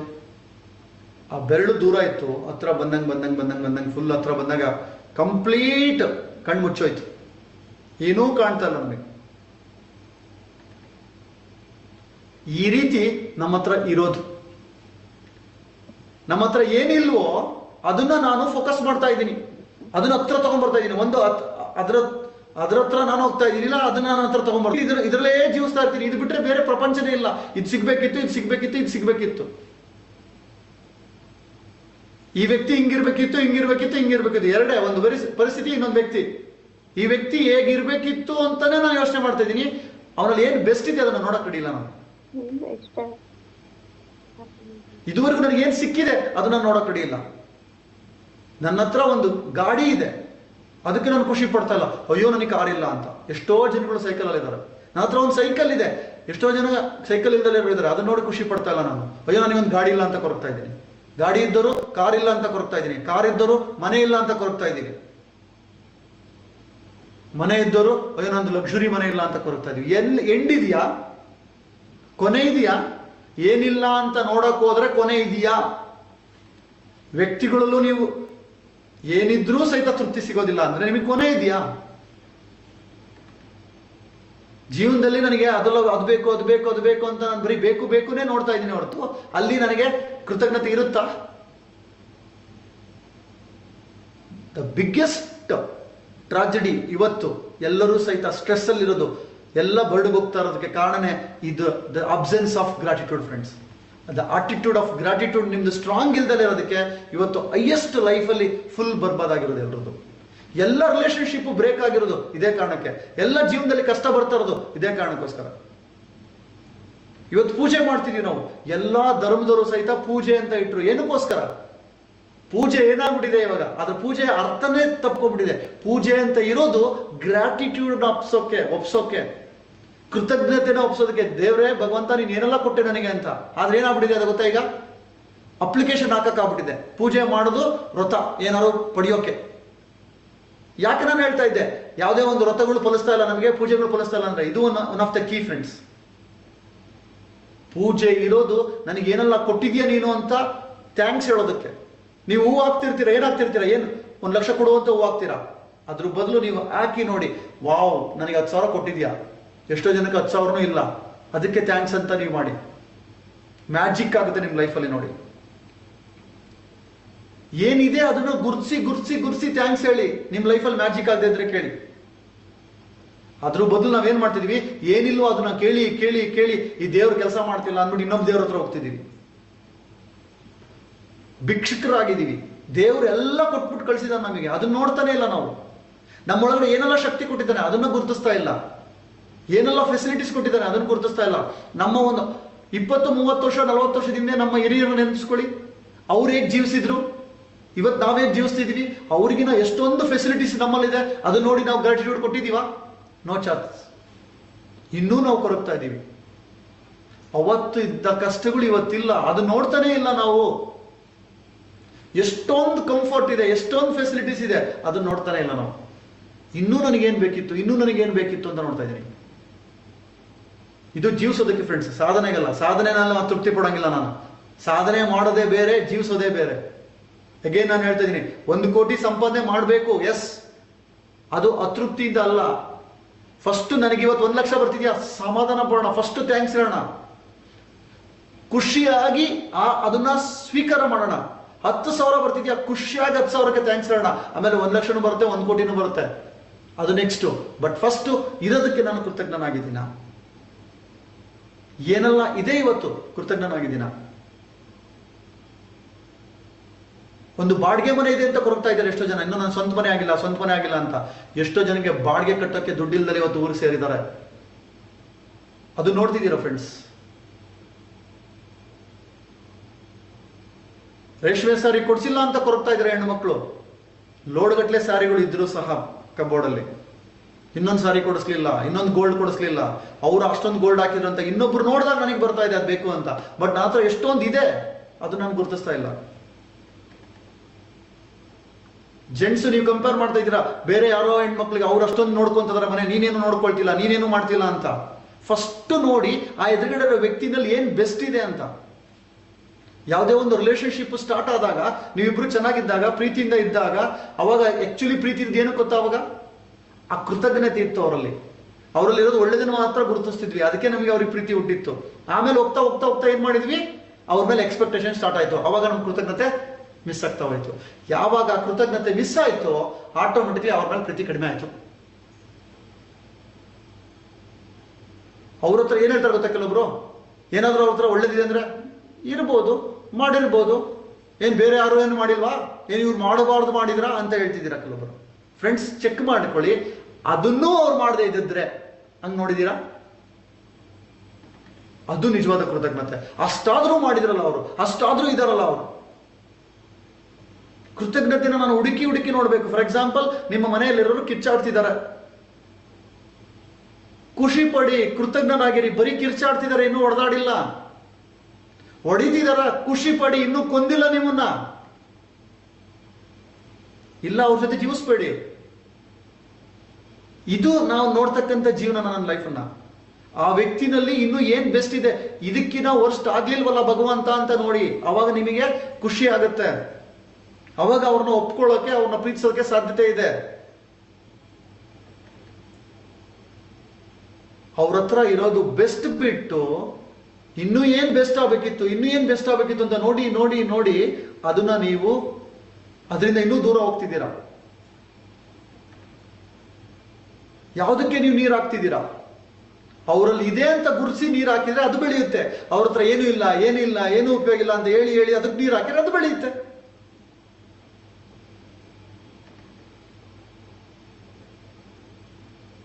ಈ ಆಂಗಲ್ ಅಲ್ಲಿ ನೋಡಿದ್ದೀನ ನನ್ನ ಲೈಫ್ನ? ನೋಡ್ಬೇಕಾ ಬೇಡ? Again it's your choice. ಆ ವ್ಯಕ್ತಿ ಜೊತೆ ನೀವು ಜೀವಿಸ್ಲೇಬೇಕು, ಆದ್ರೆ ಆ ವ್ಯಕ್ತಿ ಹೆಂಗಿರ್ಬೇಕಿತ್ತು ಅಂತ ನಾನು ಬಯಸ್ತಾ ಕೂತಿದ್ದೀನಿ. ಆ ರೀತಿ ಬೇರೆಯವರು ಇಲ್ವಲ್ಲ, ಇದಕ್ಕಿಂತ ವರ್ಸ್ಟ್ ಇರೋ ಎಷ್ಟೋ ಜನ ಇದ್ದಾರಲ್ವಾ, ಆ ವರ್ಸ್ಟ್ ಇಲ್ವಲ್ಲ, ನನಗೆ ನನ್ನ ಹೆಂಡತಿ ಹಿಂಗಿದಾಳಪ್ಪ ಅಂತ ಕೊರಗ್ತಾ ಇದೆಯಾ? ಎಷ್ಟೋ ಜನ ಫ್ರೆಂಡ್ಸ್ ಯೋಚನೆ ಮಾಡಿ, ಎಷ್ಟೋ ಜನಗಳಿಗೆ ಇನ್ನೂ ಹೆಂಡತಿ ಸಿಕ್ಕಿಲ್ಲ, ಎಷ್ಟೋ ಜನ ಗಂಡಂದ್ರು ಇಲ್ಲ, ಗಂಡನ್ನ ಕಳ್ಕೊಂಡಿದಾರೆ, ಇಲ್ಲ ಮದುವೆನೇ ಆಗಿಲ್ಲ. ಹಂಗೆ ಯೋಚನೆ ಮಾಡಿದ್ದೀನ ನಾನು? ತಂದೆ ತಾಯಿ ಏನೂ ಮಾಡ್ಲಿಲ್ಲ ಅಂತಿದೀವಿ, ತಂದೆ ತಾಯಿ ಇಲ್ದ್ರೆ ಎಷ್ಟು ಜನ ಇದ್ದಾರೆ. ಕೆಲಸ, ಅಯ್ಯೋ ನನ್ನ ಕರ್ಮ ಈ ಕೆಲಸ ಅಂತ ಗೋಳಾಡ್ತಾ ಇದ್ದೀನಿ, ಕೆಲಸದಲ್ಲಿ ಏನೂ ಉಪಯೋಗ ಇಲ್ಲ ಅಂತ. ಎಷ್ಟೋ ಜನ ಕೆಲಸಗಳೇ ಇಲ್ಲ. ಆ ಕೆಲಸನ ಕೃತಜ್ಞತೆಯಿಂದ ಮಾಡ್ತಿದೀವ, ನನಗೊಂದು ಒಳ್ಳೆ ಕೆಲಸ ಸಿಕ್ಕಿದೆ ಅಂತ? ಜಸ್ಟ್ ಚೆಕ್ ಮಾಡ್ಕೊಳ್ಳಿ ನಿಮ್ಮೊಳಗಡೆ ಎಷ್ಟಿದೆ ಅಂತ. ಕೃತಜ್ಞರಾಗಿದ್ರೆ ನಿಮ್ಮ ಪ್ರಪಂಚ ಅದ್ಭುತವಾಗಿ ಕಾಣುತ್ತೆ. ಏನು ನೋಡಿದ್ರೂ ಸಹಿತ ಅದ್ರಲ್ಲಿ ಹುಡುಕಿ ಹುಡುಕಿ ಕೃತಜ್ಞರಾಗಕ್ಕೆ ಬೇಜಾನ್ ಆಪ್ಷನ್ ಇದೆ. ಇವತ್ತು ನನಗೆ ಎಷ್ಟೊಂದು ಸಪೋರ್ಟಿವ್ ಆಗಿದೆ, ಎಷ್ಟೊಂದು ಟೆಕ್ನಾಲಜಿ ಸಪೋರ್ಟ್ ಮಾಡಿದೆ ನಮಗೆ. ಇವತ್ತು ಏನೆಲ್ಲ ಕೆಲಸಗಳು ನಡೀತಾ ಇದೆ, ಒಂದು 100 ವರ್ಷದ ಹಿಂದೆ ಕಂಪೇರ್ ಮಾಡ್ಕೊಂಡ್ರೆ ಇವತ್ತು ಎಷ್ಟು ಟೆಕ್ನಾಲಜಿ ಅಡ್ವಾನ್ಸ್ ಆಗಿದೆ. ಎಷ್ಟೊಂದು ಜನ ನಮಗೆ ರಿಸರ್ಚ್ ಮಾಡಿಕೊಟ್ಟಿದ್ದಾರೆ, ಅವರೆಲ್ಲರಿಗೂ ಕೃತಜ್ಞರಾಗಿರ್ಬೇಕು. ಇವತ್ತು ನಾವು ಅದ್ರ ಬದಲು ಬರೀ ಕಂಪ್ಲೇಂಟ್ ಗೌರ್ಮೆಂಟ್ ಮೇಲೆ ಕಂಪ್ಲೇಂಟ್ ಮಾಡ್ತಿದ್ದೀವಿ, ವ್ಯಕ್ತಿಗಳ ಮೇಲೆ ಕಂಪ್ಲೇಂಟ್ ಮಾಡ್ತಿದ್ದೀವಿ, ಮನೇಲಿರೋರ ಮೇಲೆ ಕಂಪ್ಲೇಂಟ್, ಕಿರ್ಚಾಡ್ತಿದ್ದೀವಿ, ನೀನೇನ್ ಮಾಡಿದೆ ಅಂತ. ಇಷ್ಟಾದ್ರೂ ಮಾಡ್ದಲ್ಲ ಅಂದ್ರೆ ಎಷ್ಟು ಖುಷಿ ಆಗುತ್ತೆ ನಮಗೆ. ಆ ಸಂಬಂಧ ಹೇಗೆ ಇನ್ನೂ ಚೆನ್ನಾಗಿರುತ್ತೆ, ನಾನು ಎಷ್ಟು ಖುಷಿಯಾಗಿರ್ತೇನೆ. ನಮ್ಮ ಅಲ್ಟಿಮೇಟ್ ಉದ್ದೇಶ ಒಂದೇ, ಪ್ರತಿ ಕ್ಷಣ ಜೀವಿಸೋದು, ಪ್ರತಿ ಕ್ಷಣ ಸಂತೋಷವಾಗಿರೋದು, ಆನಂದವಾಗಿರೋದು. ಅದಕ್ಕೆ ಇವೆಲ್ಲವೂ ಬೇಕಾಗುತ್ತೆ. ಈ ಕೃತಜ್ಞತೆಗೆ ಎಷ್ಟೊಂದು ಶಕ್ತಿ ಇದೆ ಅನ್ನೋದಕ್ಕೆ ಒಂದು ಬ್ಯೂಟಿಫುಲ್ ಎಕ್ಸಾಂಪಲ್ ಇದೆ ಫ್ರೆಂಡ್ಸ್. ಒಂದು ಸ್ಟೋರಿ. ಒಂದು ಮರುಭೂಮಿ ಇರುತ್ತೆ, ಆ ಮರುಭೂಮಿನಲ್ಲಿ ಒಂದು ಮರ ಇರುತ್ತೆ, ಆ ಮರದಲ್ಲಿ 2 ಪಕ್ಷಿಗಳಿರುತ್ತೆ. ಆ ಮರ ಫುಲ್ ಒಣಗೋಗ್ಬಿಟ್ಟಿರುತ್ತೆ. ಒಬ್ಬ ಋಷಿ ದೇವ್ರ ಹತ್ರ ಹೋಗ್ತಾ ಇರ್ತಾರೆ. ಆನ್ ದಿ ವೇ ಹೋಗ್ಬೇಕಾದ್ರೆ ಆ ಪಕ್ಷಿಗಳು ಆ ಋಷಿ ಕೇಳುತ್ತೆ, ಋಷಿಗಳೇ ದಯವಿಟ್ಟು ನಮ್ಮ ಒಂದು ಬೇಡಿಕೆ ಇದೆ, ದೇವರಲ್ಲಿ ಅದನ್ನು ಕೇಳ್ಕೊಂಡ್ ಬನ್ನಿ ಅಂತ. ಏನು ಅಂತ ಕೇಳ್ತಾರೆ. ಆ ಋಷಿ ಕೇಳಿದಾಗ ಆ ಪಕ್ಷಿಗಳು ಹೇಳ್ತಾರೆ, ನಮಗೆ ಒಂದು ಒಳ್ಳೆ ನೆರಳು ಬೇಕಾಗಿರೋ ಮರ ಬೇಕು, ಯಾವಾಗ ಸಿಗುತ್ತೆ, ನನಗೆ ದಯವಿಟ್ಟು ಕೇಳ್ಕೊಂಬರಕ್ಕಾಗತ್ತಾ ಅಂತ ಕೇಳ್ತಾರೆ. ಆಯ್ತು ಕೇಳ್ಕೊಂಬರ್ತೀನಿ ಅಂದ್ಬಿಟ್ಟು ಆ ಋಷಿ ಹೋಗ್ಬಿಟ್ಟು ದೇವ್ರ ಹತ್ರ ಕೇಳ್ಕೊಂಡು ಬಂದು ಹೇಳ್ತಾನೆ. ದೇವ್ರು ಕಳ್ಸಿರ್ತಾನೆ, ಬಂದು ಹೇಳ್ತಾರೆ. ಅವ್ರ ಹತ್ರ ಬಂದು ಹೇಳ್ತಾರೆ. ಅದು ಹೇಳ್ತಿದ್ದಂಗೆನೆ ಒಂದು ಪಕ್ಷಿ ಸತ್ತೋಗ್ಬಿಡುತ್ತೆ. ಏನ್ ಹೇಳ್ತಾರೆ ಅಂದ್ರೆ, ನಿಮಗೆ ನಿಮ್ಮ ಹಣೆ ಬರದಲ್ಲಿ ಈ ಜನ್ಮದಲ್ಲಿ ಸಾಧ್ಯನೇ ಇಲ್ಲ, ಈ ಜನ್ಮದಲ್ಲಿ ನೀವು ಇಷ್ಟೇ ಕಷ್ಟ ಅನುಭವಿಸ್ಬೇಕು, ನಿಮಗೆ ನಿಮ್ಮ 7 ಜನ್ಮಗಳ ನಂತರ ಮರ ಬರೆದಿದೆ ಅಂತ ಹೇಳ್ತಾರೆ. ದೇವರು ಅದನ್ನ ಕಳ್ಸಿರ್ತಾರಂತ. ಇದನ್ನು ಕೇಳ್ತಿದ್ದಂಗೆ ಒಂದು ಪಕ್ಷಿ ಸತ್ತೋಗ್ಬಿಡ್ತು. 7 ಜನ್ಮ ಕಾಯ್ಬೇಕಾ, ಅದ್ರ ಬದಲು ಈಗಲೇ ಸಾಯೋದು ಬೆಟರ್ ಅಂದ್ಬಿಟ್ಟು ಹೊರಟೋಗ್ಬಿಡ್ತು. ಹೀಗೆ ಋಷಿ ಹೊರಟೋದ್ರು. ವಾಪಸ್ ಒಂದು 6 ತಿಂಗಳು ಬಿಟ್ಟು ಬಂದು ನೋಡಿದ್ರೆ ಆಶ್ಚರ್ಯ, ಅದೇ ರೂಟಲ್ಲಿ ಒಂದು ಸೂಪರ್ ಆಗಿರೋ ಮರುಭೂಮಿನಲ್ಲಿ ಸೂಪರ್ ಆಗಿರೋ ಮರ, ಹಚ್ಚ ಹಸಿರಾಗಿರೋ ಮರ ಇದೆ. ಶಾಕ್ ಆಗೋಯ್ತು. ಇದೇ ಪಕ್ಷಿಗಳು ಕೇಳಿದ್ರು, ದೇವ್ರ ವರ ಹೇಳಿದ್ದು 7 ಜನ್ಮಗಳ ನಂತರ ಮರ ಸಿಗುತ್ತೆ ಅಂತ. ಇದು ಹೆಂಗಾಯ್ತು ಅಂದ್ಬಿಟ್ಟು ಬಂದು ಕೇಳಿದ್ರೆ ಅದೇ ಒಂದು ಪಕ್ಷಿ ಉಳಿದಿತ್ತು. ಒಂದು ಪಕ್ಷಿ ಸತ್ತೋಗಿತ್ತು, ಇನ್ನೊಂದು ಪಕ್ಷಿ ಇತ್ತು. ಬಂದು ಕೇಳಿದ್ರು, ಹೆಂಗಾಯ್ತಿದ್ದು ಮ್ಯಾಜಿಕ್, ಹೆಂಗಾಯ್ತಿದ್ದು ಮಿರಾಕಲ್ ಅಂತ. ಅವಾಗ ಕೇಳಿರೋರು ಅದೇ ಪಕ್ಷಿ ಹೇಳ್ತಾಗ, ಋಷಿಗಳೇ ನೀವು ಬಂದು ಹೇಳಿದ್ರಿ 7 ಜನ್ಮ ಆದ ತಕ್ಷಣ ನಿಮಗೆ ಮರ ಸಿಗುತ್ತೆ ಅಂತ ದೇವ್ರು ಹೇಳಿದ್ರು ಅಂತ. ನನಗೆ ತುಂಬಾ ಖುಷಿ ಆಗೋಯ್ತು ಅಂತ, ಆಶ್ಚರ್ಯ ಆಗೋಯ್ತು. ತುಂಬಾ ಖುಷಿ ಆಯ್ತಾ 7 ಜನ್ಮಕ್ಕೆ? ಎಸ್, ನಾನು ಅನ್ಕೊಂಡಿದ್ದೆ 1000 ಜನ್ಮಗಳು ಆದ ನಂತರನೂ ಸಿಗುತ್ತೋ ಇಲ್ಲೋ ಗೊತ್ತಿರಲಿಲ್ಲ. ನಾನು ಮಾಡಿರೋ ಕರ್ಮಕ್ಕೆ ಅಥವಾ ಪಾಪಕ್ಕೆ 7 ಜನ್ಮಕ್ಕೆ ನನಗೆ ಅವನು ಕನಿಕರ ಕೊಟ್ಬಿಟ್ಟ, ಅವನು ಕರುಣೆ ತೋರಿಸ್ಬಿಟ್ಟ. ನನಗೆ 7 ಜನ್ಮಕ್ಕೆ ನನಗೆ ಮರ ಕೊಡ್ತಾನೆ ಅಂತ ಹೇಳಿದ ನನಗೆ ಪ್ರತಿ ಕ್ಷಣ ನಾನು ಗ್ರಾಟಿಟ್ಯೂಡ್ ಕೊಡಕ್ ಸ್ಟಾರ್ಟ್ ಮಾಡಿದೆ, ಥ್ಯಾಂಕ್ಸ್ ಹೇಳಕ್ ಸ್ಟಾರ್ಟ್ ಮಾಡಿದೆ. ಮ್ಯಾಜಿಕ್ ಅಂದ್ರೆ ನನಗೆ ಕೆಲವೇ ತಿಂಗಳುಗಳಲ್ಲಿ 2-3 ತಿಂಗಳಿಗೆ ಮರ ಬಂದ್ಬಿಡ್ತು ಅಂತ. This is the power of gratitude friends. ನಿಮ್ಮ ಲೈಫ್ ಎಷ್ಟೇ ವರ್ಸ್ಟ್ ಇದ್ರೂ ಅದರಲ್ಲಿ ಬೆಸ್ಟ್ ನೋಡಿ ನೀವು ಕೃತಜ್ಞರಾಗಿದ್ರೆ ನಿಮ್ಮ ಲೈಫಲ್ಲಿ ಮ್ಯಾಜಿಕ್ ಆಗುತ್ತೆ. ಇವತ್ತೆಲ್ಲರ ಲೈಫು ಬಿಗ್ಗೆಸ್ಟ್ ಚಾಲೆಂಜ್ ಆಗಿರೋದು ಏನಕ್ಕೆ ಅಂದ್ರೆ ಇದಕ್ಕೆ. ನನ್ನ ಲೈಫಲ್ಲಿ ಎಂತ ಬೆಸ್ಟ್ ಇದ್ರೂ ಅದನ್ನ ಹುಡುಕಿ ಅದರಲ್ಲಿರೋ ವರ್ಸ್ಟನ್ನ ನೋಡಿ ನಾನು ಅದಕ್ಕೆ ಫೋಕಸ್ ಮಾಡಿ ಅದನ್ನ ದೊಡ್ಡದು ಮಾಡಿಕೊಂಡು ನನ್ನ ಲೈಫನ್ನ ನಾನು ವರ್ಸ್ಟ್ ಮಾಡ್ಕೊಂಡಿದ್ದೇನೆ. ಅಂಥದ್ದೇ ನಾನು ಅಟ್ರಾಕ್ಟ್ ಮಾಡ್ತಾ ಇದ್ದೀನಿ ಕೂಡ. ನನ್ನ ಲೈಫ್ ಬೆಸ್ಟ್ ಇದೆ ಅಂತ ನಾನು ಕೃತಜ್ಞನಾಗಿದ್ರೆ ಬೆಸ್ಟ್ ನಾನು ಅಟ್ರಾಕ್ಟ್ ಮಾಡ್ತೀನಿ. ನನ್ನ ಲೈಫ್ ವರ್ಸ್ಟ್ ಆಗ್ತಿದೆ ಅಂದ್ರೆ ಅದು ವರ್ಸ್ಟ್ ಆಗ್ತಾ ಹೋಗುತ್ತೆ. This is the power of gratitude friends. ನೀವು ಎಷ್ಟು ಎಷ್ಟು ಗ್ರಾಟಿಟ್ಯೂಡ್ ಅಲ್ಲಿ ಇರ್ತೀರಾ, ಎಷ್ಟು ಕೃತಜ್ಞತೆಯಿಂದ ಇರ್ತೀರಾ, ಅಷ್ಟು ನಿಮ್ಮ ಲೈಫಲ್ಲಿ ಒಂದು ಎಕ್ಸ್ಟ್ರಾಡಿನರಿ ಟ್ರಾನ್ಸ್ಫಾರ್ಮೇಶನ್ ಆಗುತ್ತೆ.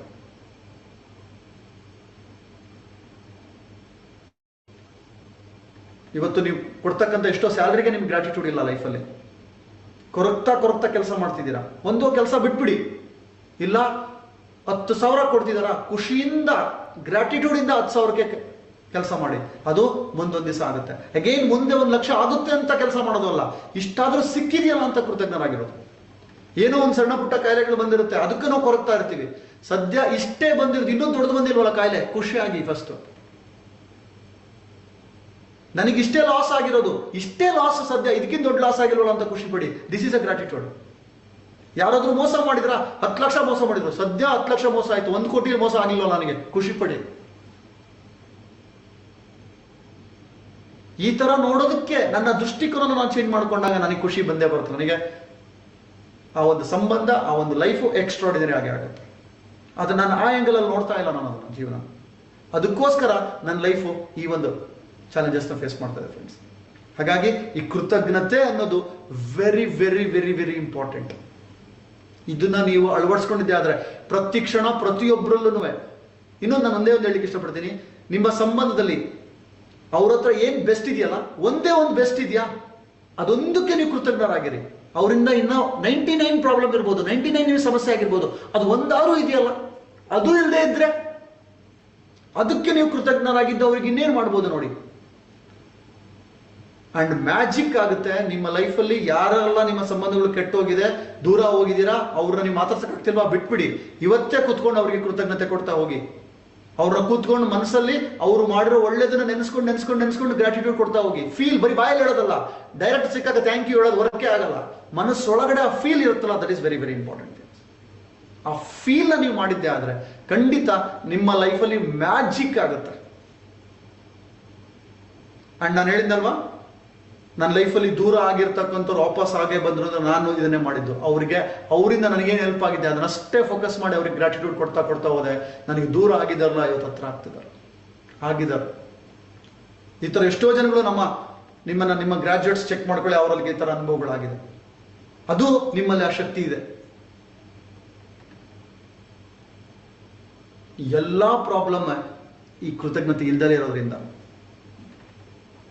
ಆ ದೇವರಿಗೆ ನಾನು ಎವ್ರಿ ಮೂಮೆಂಟ್ ಕೃತಜ್ಞನಾಗಿರ್ಬೇಕು. ದೇವ್ರನ್ನ ಪೂಜಿಸೋದಲ್ಲ,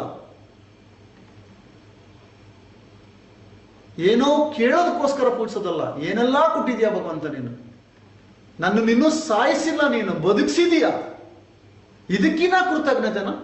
ಎಷ್ಟೊಂದು ಜನ ಕೊರೋನಾ ಬಂದು ಟಿಕೆಟ್ ತಗೊಂಡ್ರು, ನಾನಿನ್ನೂ ಬದುಕಿದೀನಲ್ವ, ಇದಕ್ಕಿನ ಇಷ್ಟೊಂದು ಪರ್ಫೆಕ್ಟ್ ಆಗಿ ಎಲ್ಲ ಪಾರ್ಟ್ಸ್ಗಳಿದೆ, ಇದಕ್ಕಿನ ನನ್ನ ಲೈಫ್. ಸಾಲ ಇದೆ ಅಂತ ಕೊರಗ್ತಾ ಇದ್ದೀನಿ, ಸಾಲ ತೀರ್ಸಕ್ಕೆ ಈ ಬಾಡಿ ಇದೆ, ಈ ಶಕ್ತಿ ಇದೆ, ಅದಕ್ಕೆ ನಾನು ಕೃತಜ್ಞನಾಗಿದ್ದೀನ. ಎದುರುಗಡೆ ವ್ಯಕ್ತಿ ನನಗೇನು ಸಪೋರ್ಟ್ ಮಾಡ್ತಿಲ್ಲ ಅಂತಿದ್ರೆ ಅವ್ರು ಇನ್ನೂ ನನ್ನ ಮನೆಯಲ್ಲಿ ಇದ್ದಾರೆ, ನನ್ನನ್ನು ನೋಡ್ಕೊಳ್ತಿದ್ದಾರೆ, ನನ್ನ ಜೊತೆ ಇದ್ದಾರೆ, ಅದಕ್ಕಿನ್ನ ಕೃತಜ್ಞತೆನ. ತಂದೆ ತಾಯಿಗಳು ನನಗೆ ಜೀವ ಕೊಟ್ಟಿದ್ದಾರೆ, ಅದಕ್ಕಿನ್ನ ಕೃತಜ್ಞತೆನ ತಂದೆ ತಾಯಿಗಳಿಗೆ ಕೊಡಬೇಕಾಗಿರೋದು. ನೀನೇನ್ ಮಾಡಿದೆ, ನನಗೆ ಏನ್ ಕಲಿಸ್ತೆ ಅನ್ನೋ ಬದಲು ಅವ್ರು ಜೀವ ಕೊಟ್ಟಿದ್ದಾರೆ. ಈ ಬಾಡಿ ನಿಂತ್ಕೊಳ್ಳೋಕೆ ತಂದೆ ತಾಯಿಗಳು ಕಾರಣ. ಅತ್ತೆ ಸೊಸೆ ಮಧ್ಯೆ ಕಿರಿಕಿದೆ, ಜಸ್ಟ್ ಕ್ವಶನ್ ಮಾಡಿ, ಗಂಡ ಒಳ್ಳೇನು ಅಂತೀರಾ, ಗಂಡನ ಅಮ್ಮನ ಅಕ್ಸೆಪ್ಟ್ ಮಾಡಕ್ಕಾಗ್ತಿಲ್ಲ, ಅಂತ ಒಳ್ಳೆ ಗಂಡನ ಕೊಟ್ಟಿರೋದು ಆ ತಾಯಿ, ನೀವು ಅದನ್ನು ನೋಡಿದೀರಾ? ಆ ಕೃತಜ್ಞತೆ ನಿಮಗಿದೆಯಾ? ಹೆಂಡತಿ ಅಮ್ಮನ ನೀವು ಅಕ್ಸೆಪ್ಟ್ ಮಾಡ್ತಿಲ್ಲ, ಅಪ್ಪನ ಅಕ್ಸೆಪ್ಟ್ ಮಾಡ್ತಿಲ್ಲ, ಅಂತ ಹೆಂಡತಿನ ನಿಮಗೊಬ್ಬ ಹೆಂಡತಿನ ಕೊಟ್ಟಿದ್ದಾರೆ, ಮಕ್ಕಳನ್ನ ಕೊಟ್ಟಿದ್ದಾರೆ. ಗಂಡನ ಅಕ್ಸೆಪ್ಟ್ ಮಾಡಕ್ಕಾಗ್ತಿಲ್ಲ ನಿಮಗೆ, ಹೆಂಡತಿನ ಅಕ್ಸೆಪ್ಟ್ ಮಾಡಕ್ಕಾಗ್ತಿಲ್ಲ. ಅದೇ ಹೆಂಡತಿಯಿಂದ ನಿಮಗೆ ಮಕ್ಕಳು ಭಾಗ್ಯ ಸಿಕ್ಕಿರೋದು, ಅದೇ ಗಂಡನಿಂದ ನಿಮಗೆ ಮಕ್ಕಳು ಭಾಗ್ಯ ಸಿಕ್ಕಿರೋದು. ಆ ಒಂದು ಕೃತಜ್ಞತೆ ಇದೆಯಾ? ನನಗೆ ಮಗ ಬೇಕು, ಮಗಳು ಬೇಕು, ಗಂಡ ಬೇಡ ಅಂತಿದ್ದೀರಾ, ಮಕ್ಕಳು ಬೇಕು, ಹೆಂಡತಿ ಬೇಡ ಅಂತಿದ್ದೀರಾ. ಆ ಮಕ್ಕಳು ಬಂದಿರೋದು ಆ ಪ್ರಾಣಿಯಿಂದನೇ, ಅದಕ್ಕೆ ಕೃತಜ್ಞತೆ ಇದೆಯಾ ನಮ್ಮ ಹತ್ರ? ಹೇಗಿರುತ್ತೆ ನೋಡಿ ಆ ಜೀವನ. ಹುಡುಕಿ ಹುಡುಕಿ ಎಷ್ಟು ಸಿಗುತ್ತೆ ನಮಗೆ ಕೃತಜ್ಞನಾಗಿರೋಕೆ. ಅದ್ಭುತ ಜೀವನ ಜೀವಿಸ್ಬೋದು ಫ್ರೆಂಡ್ಸ್. ಎಸ್ ಫ್ರೆಂಡ್ಸ್, ಇದು ನಿಜವಾದ ಒಂದು ಫಲವತ್ತಾದ ಜೀವನ ನಡೆಸೋದಕ್ಕೆ ಫ್ರೆಂಡ್ಸ್. ಇಷ್ಟು ಇವತ್ತಿಗೆ ಸಾಕು. Thank you. Have a extraordinary life friends. Happy transformation. Thank you.